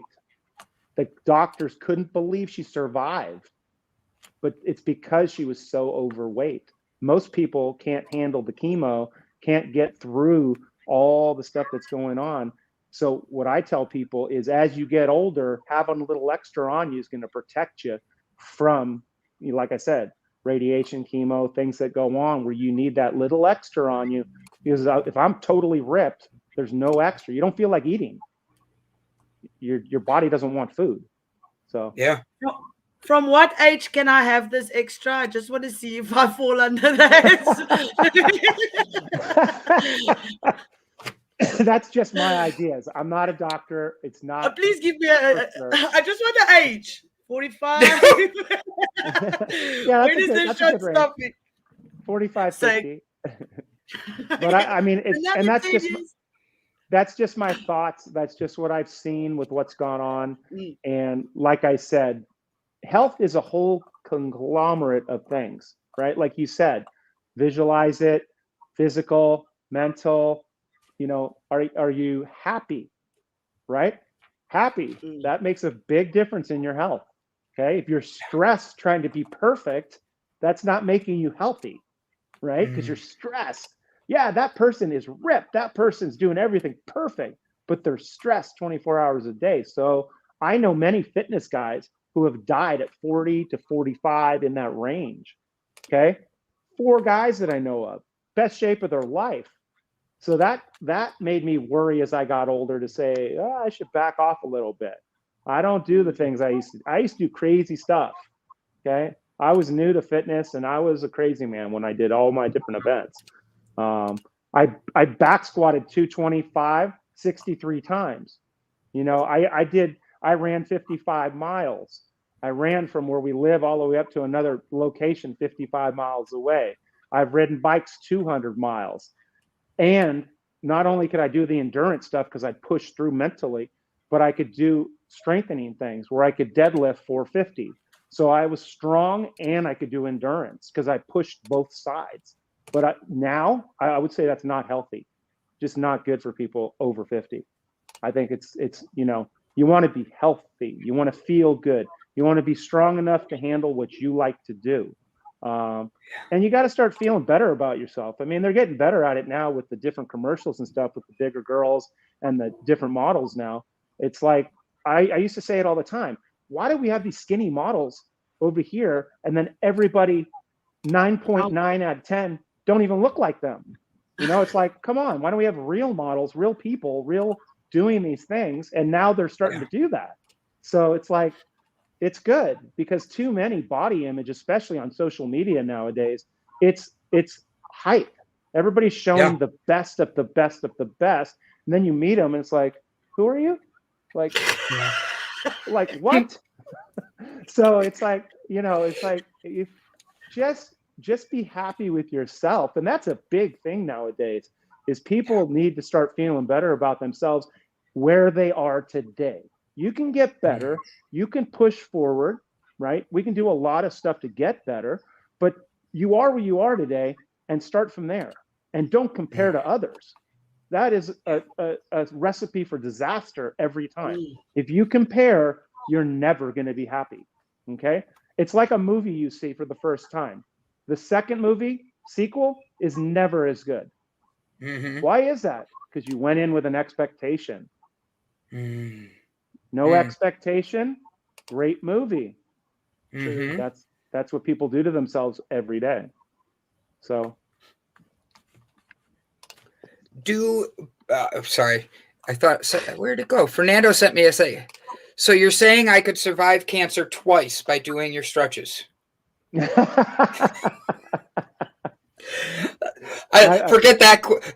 I know that's a good joke, but like the thing is, some of the people that do watch our show have some disabilities. Like they have back pains that they're on medicines for and all that. Would your stretches be able to work for these? And how would they, how can we implement that to give people motivation to keep going and all that? Like, what do you do to keep your clients motivated? I mean, you have professional athletes, so for a lot of them, that becomes regulatory for them. But what about the people that aren't professional athletes, like me? I don't have a 6-pack; I have a keg. So, and I really don't have a keg; it's more of a 2-pack. But like, what do you do to keep them motivated? Because you're, like you said, Bobby, you're expensive. You're worth the time. What is it to make them know they're worth the time? Well, I always talk to them about their why. They have to know why they want to do it. And I mean, you need to dig down. I'll put somebody on a treadmill for 10, 15 minutes, and they won't even get to where in the beginning, they're giving me all surface stuff. And 15 minutes into it, half an hour into it, all of a sudden they open up that, oh, this is what I want to do and why. Once we find the why, it's easy to get up and go, right? If you don't have the why you're going there, and the true feeling of change that you can make and be realistic, then you're not going to make that change. Talking about disabled people, I had a grandma that saw my article in the newspaper that called me and said, hey, I think your device would help my daughter. She had cerebral palsy. So I went down to see her, and my vest was too big. So I Jimmy rigged it so it would work for her. I made it smaller, and I had that community start using my vest to stretch the kids, because cerebral palsy, their muscles get all entwined in. So to open that up, my device helps with that. And so they started using my vest all the time to start opening up the body. And one of my best stories is, I actually have it on a video. The dad walks in and goes, oh my God, what happened to Mark? Because Mark used to sit in his chair like this and be, sideways and like this. His dad walked in. Mark was sitting perfectly straight in his chair like this. That was after an hour and 20 minutes of me helping him with his mom, sitting there, tightening up. We started at 20. I went to 19 inches, 18 inches, 17 inches, and it's stretching his posterior chain out. So you understand, fascia goes from the top of the head to the bottom of your feet, okay? Not muscle, fascia. Fascia wraps the muscle, okay? We didn't know this years ago, but we do now. So if I tell you to stand on the stairs and drop your heels, the longer you're there, 3 minutes later, it's stretched from your bottom of your feet to your calves, up into the hamstrings, up into the hips, up into the low back, up into your T-spine, up to your neck. By standing on the stairs with your heels down, that'll stretch everything out. Stay there for 3 minutes. Make sure your hips are behind your ankles. Okay, you don't want them going forward. So if I stand there and I drop my heels, I don't want my hips forward. I want my hips back behind, okay, while I stand there on the stairs. If you do that for 3 minutes, that's going to make your neck feel better. And you're going to be like, how's that possible? Right? So it's the fascia. So what happened with that disabled girl, the cerebral palsy, is it by sitting there for, I think we were there 2 minutes per, I think it was 20 minutes, 10 sets we did. 20 minutes I had him on that, pulling it out. And all of a sudden Mark was sitting nice and straight because we opened up all of his fascia, and he had never done it for that long. They usually stretch him for 1, 2, 3, 4 minutes. That's it. And it's one leg, then the other leg, and they're not holding it. So the fascia pulls. It's kind of like, does it make sense if this was like gluey, muddy kind of thing? It kind of starts pulling apart like this, right? That's your fascia on the back of your body. Okay. And then all of a sudden your neck stiffness up here feels better. You're like, wow, my neck feels looser. How's that possible? Right? It didn't make sense before, but now we know why. So yeah. So you gotta find your why, and this stuff will help disabled people if they can move. They could use the vest, they can use the blocks, they can use the mat for a lot of different things. I mean, we have hundreds of exercises to do with the mat. It just depends on what you're trying to do. But like I said, I made these tools to make it simple for people to move better. And you just have to be consistent. A little bit every day goes a long way. Literally brush your teeth. Now brush your body, and pick different parts of your body every day so you can feel good, right? Your dad was a coach for baseball, basketball. Baseball. Yep. And then I read that you couldn't play under his team. Didn't that affect you not being able to play for your dad if he was a coach? No. How did you find that out? That's pretty good research there. Yeah, my dad passed away now about 15 years ago. He was a tremendous baseball coach. He coached at the high school in a different city, in a different location than I was. And it's because his friend, he coached me all the way through till I was 15. Okay. We won every year from 9 till I was 15. Then my dad went to coach down there with his same friend that coached us at the high school down there for 20 years. And he won 8 championships. It was fun to play against my dad. I got to beat my dad 3 times. So I was up to hit. Dad would try to, get me out. I'd hit a double in the gap. We won the game, and I did it 3 times to him. And it was fun to play against my dad because he wanted me to do well, but he was also trying to get me. So he knew my tendencies. He knew my weaknesses. He knew my stuff. And he would go after it. And I knew he would go after it, right? So I knew what I was going up against. And anyway, that was my best sport. I should have stayed with baseball. It was definitely my best sport. I was a very good hitter. But I love basketball. I love to shoot. I used to love to go out and shoot the 3. Yeah, that was my favorite thing to do. I had some great stuff with Dad over the years. I love that. Great question, Ilse. I didn't even know she found that research. She stalked you just a little bit. She was like, "How am I going to?" I'm very good at stalking, and I can do it as a job. I didn't even have to ask where you're from. She already knew. Like, geez, right? Amazing. That was very good. Mama Gotti, one of our regulars, asked the question: what about the visceral gut fat? So your gut fat that's there and all that, is there stretches for that they could do that helps tighten it and all that? And I could be asking that wrong, but I wanted to make sure I brought that in. I think sometimes they do surgery. They do different things. I'm not a doctor that way, but it's not like you can do abs and get rid of it. Right. It's always, you can't spot reduce for anything. So it's always like you work the whole body, and the body will start to get in better shape that way. But yeah, that's pretty much how you have to figure it out. And that's like why they say core, right? They say keep your core tight. They say keep your core, like when you're doing stuff, whether you're against the wall doing your squat or you're doing your windmill, your core should be tight because that's going to help keep the fire going. Does that sound right? Yep. How do we get the core tight? What is it that makes the core tight? Because I just explained that to you.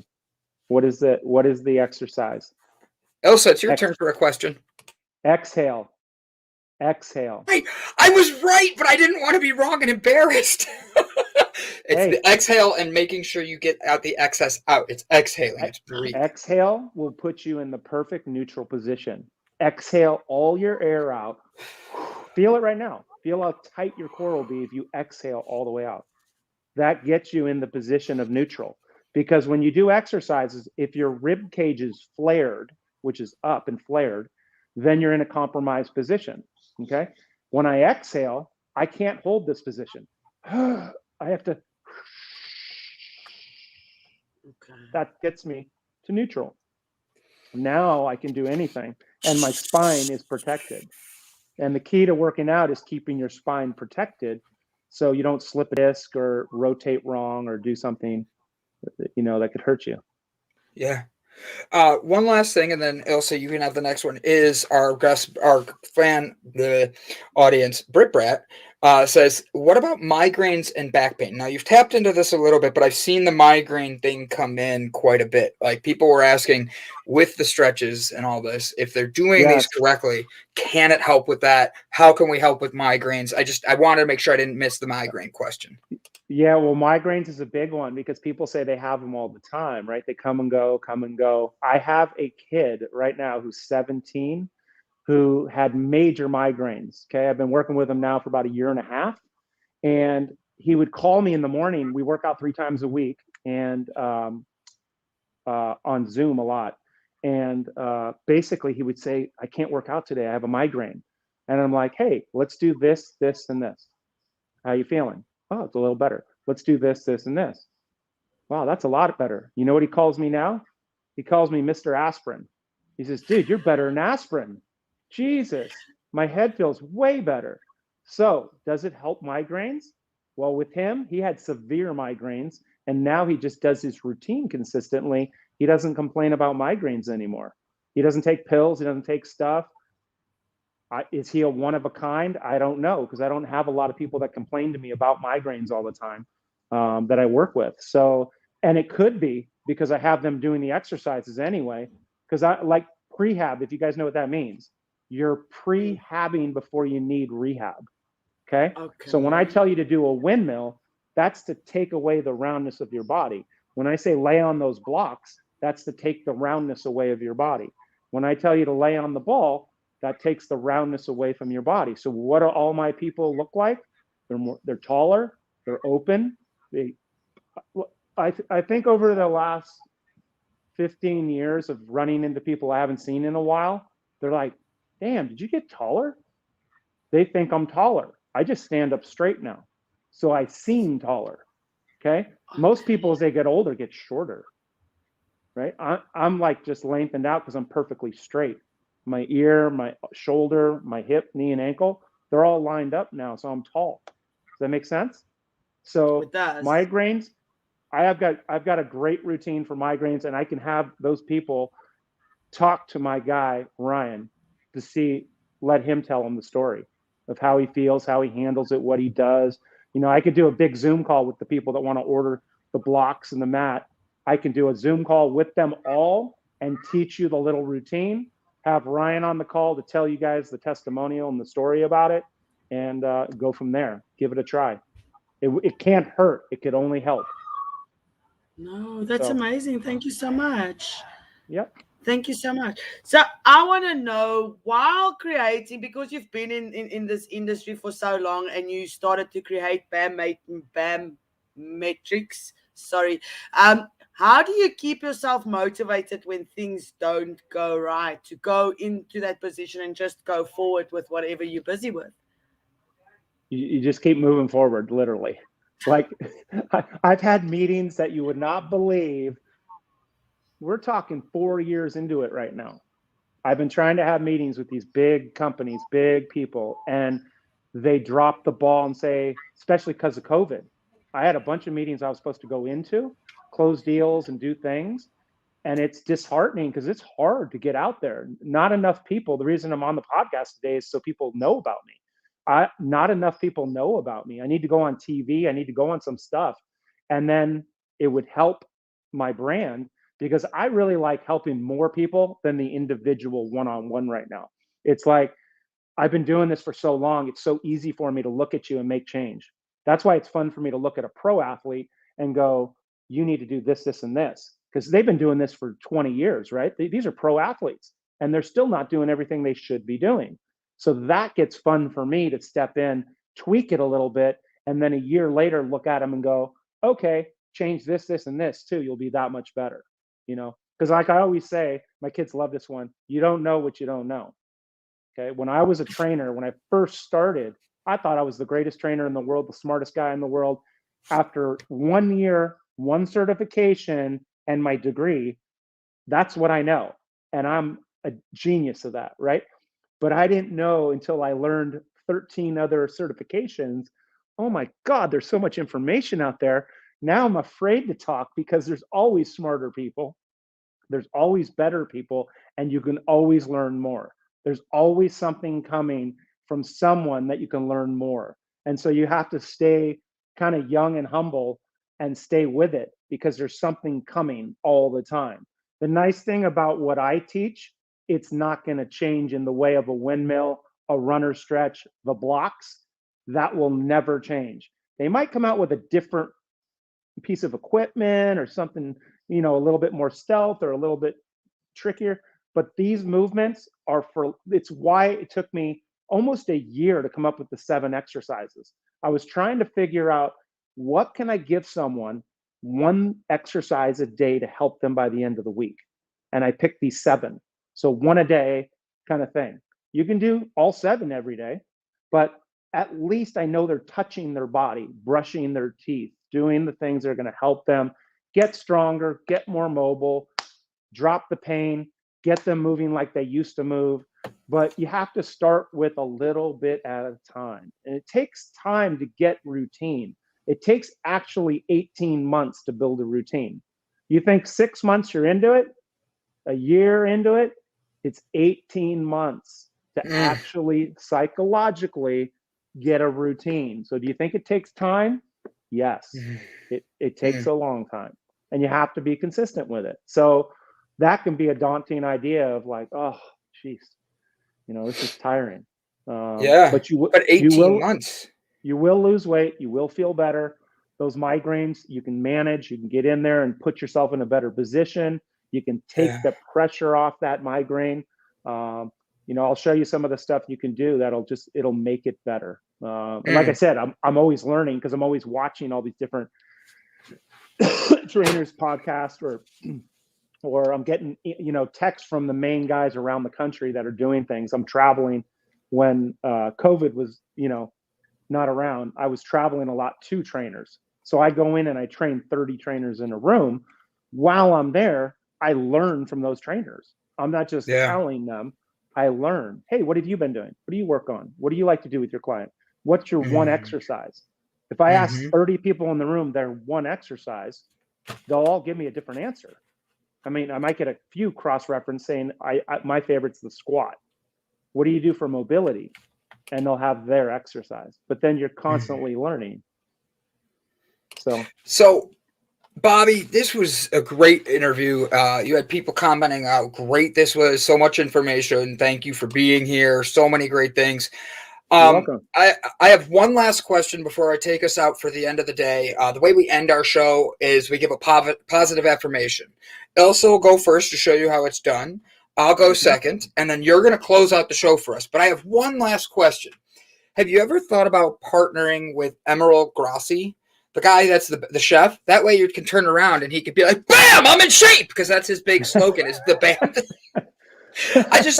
He's a bigger guy, and he's always about cooking, and you could combine your health with him making a healthy thing, and then he's like, bam, and then he's skinny, and then bam, and you're there like jacked and showing it. I just see the algorithm working perfectly for people, because you have the diet, you have the cooking, and I know the word diet's not the greatest thing, but like you have those things. That's a great idea, though. That's a great idea. And the slogan goes, Bobby, I got you. And then I'll help you with the delight. All right. We'll make sure that we get it all going. So your clients are not just getting good food.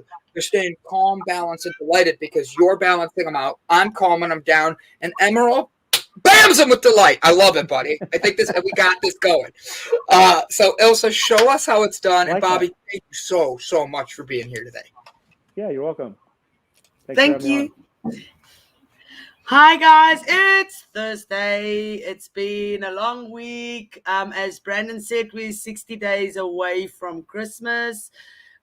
Today's a new moon for new intentions in the new cycle.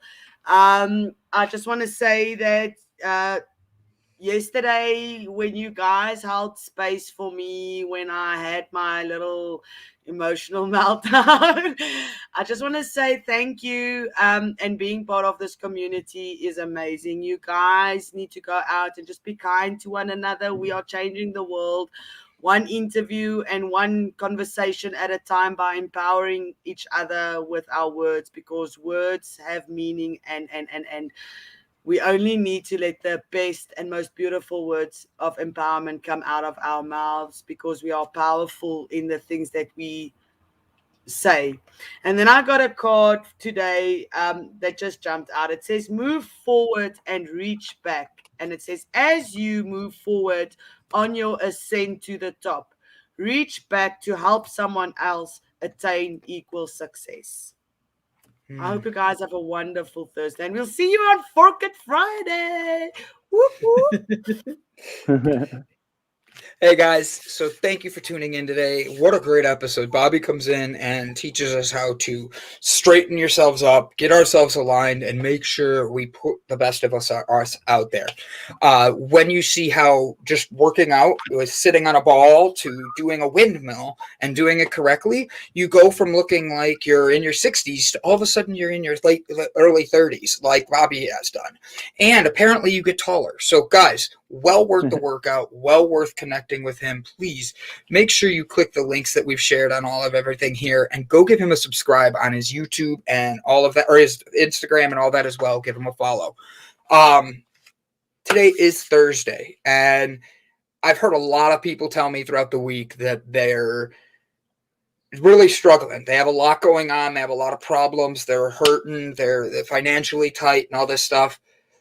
Do yourself a favor today and sit down, take a piece of paper out, and write down just 10 things you're thankful for. It could be as simple as I'm thankful for the dog sleeping on my feet, keeping me warm, to I'm thankful for Bobby coming on and teaching me how to stretch my back and my hips, because your inner goal is to be Shakira and your hips don't lie. So at the end of the day, guys, do yourself a favor and take this Thursday and think of the 10 reasons that you are worth it. And don't make me come up with 10 for you, because you can do it. Thank you, guys. Guys, I would say for you to be much easier on yourself and do little bits at a time, so you have little successes daily, and over time you're building that confidence. It's don't do too much too fast. Start slow, build up, and over time you start to feel better about yourself. And you got to be easier on yourself. If you're doing your best every day, that's all you can do. So take a step back, like you said, be grateful for what you have at the moment, where you are at the moment.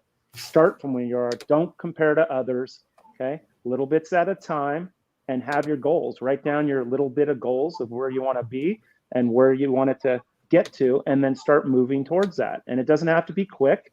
It can be over years, 10 years. This business has taken me 10 years to get to this point of being on a podcast. So, I'm trying to get out there more and more with people. And I hope you guys that watch the show today can share with your friends and family some of these things about a migraine, about your back and shoulders and neck and back pain. It's very simple stuff you can do on your own. And like I said, once I teach you what to do, 3 to 7 exercises here, you're going to be feeling really good. And it's not a quick fix. This isn't going to be something you're going to buy and then put underneath the bed. If you use it consistently, I promise you, I do this stuff daily. Every day I'm doing a windmill, a runner stretch, push-ups every other day, like I said, but little bits at a time, and take your time and be easier on yourself. Tell yourself, I'm doing a great job. That's how it ended. So thanks for having me on, guys. Appreciate it. Absolutely. You are welcome back anytime, Bobby. Next time you come on, I'm going to make you work me out a little bit, because today I feel like I just got to stand here and be handsome, and that's my best thing. Guys, thanks again. Right. Go share this, and Bobby, I'll email you with the YouTube stuff and the links for everything. Thank you for being here, my friend. You're amazing. You're welcome. We appreciate you. Thanks for having me. Have a good one, guys. All right, guys. See you later. Bye, guys.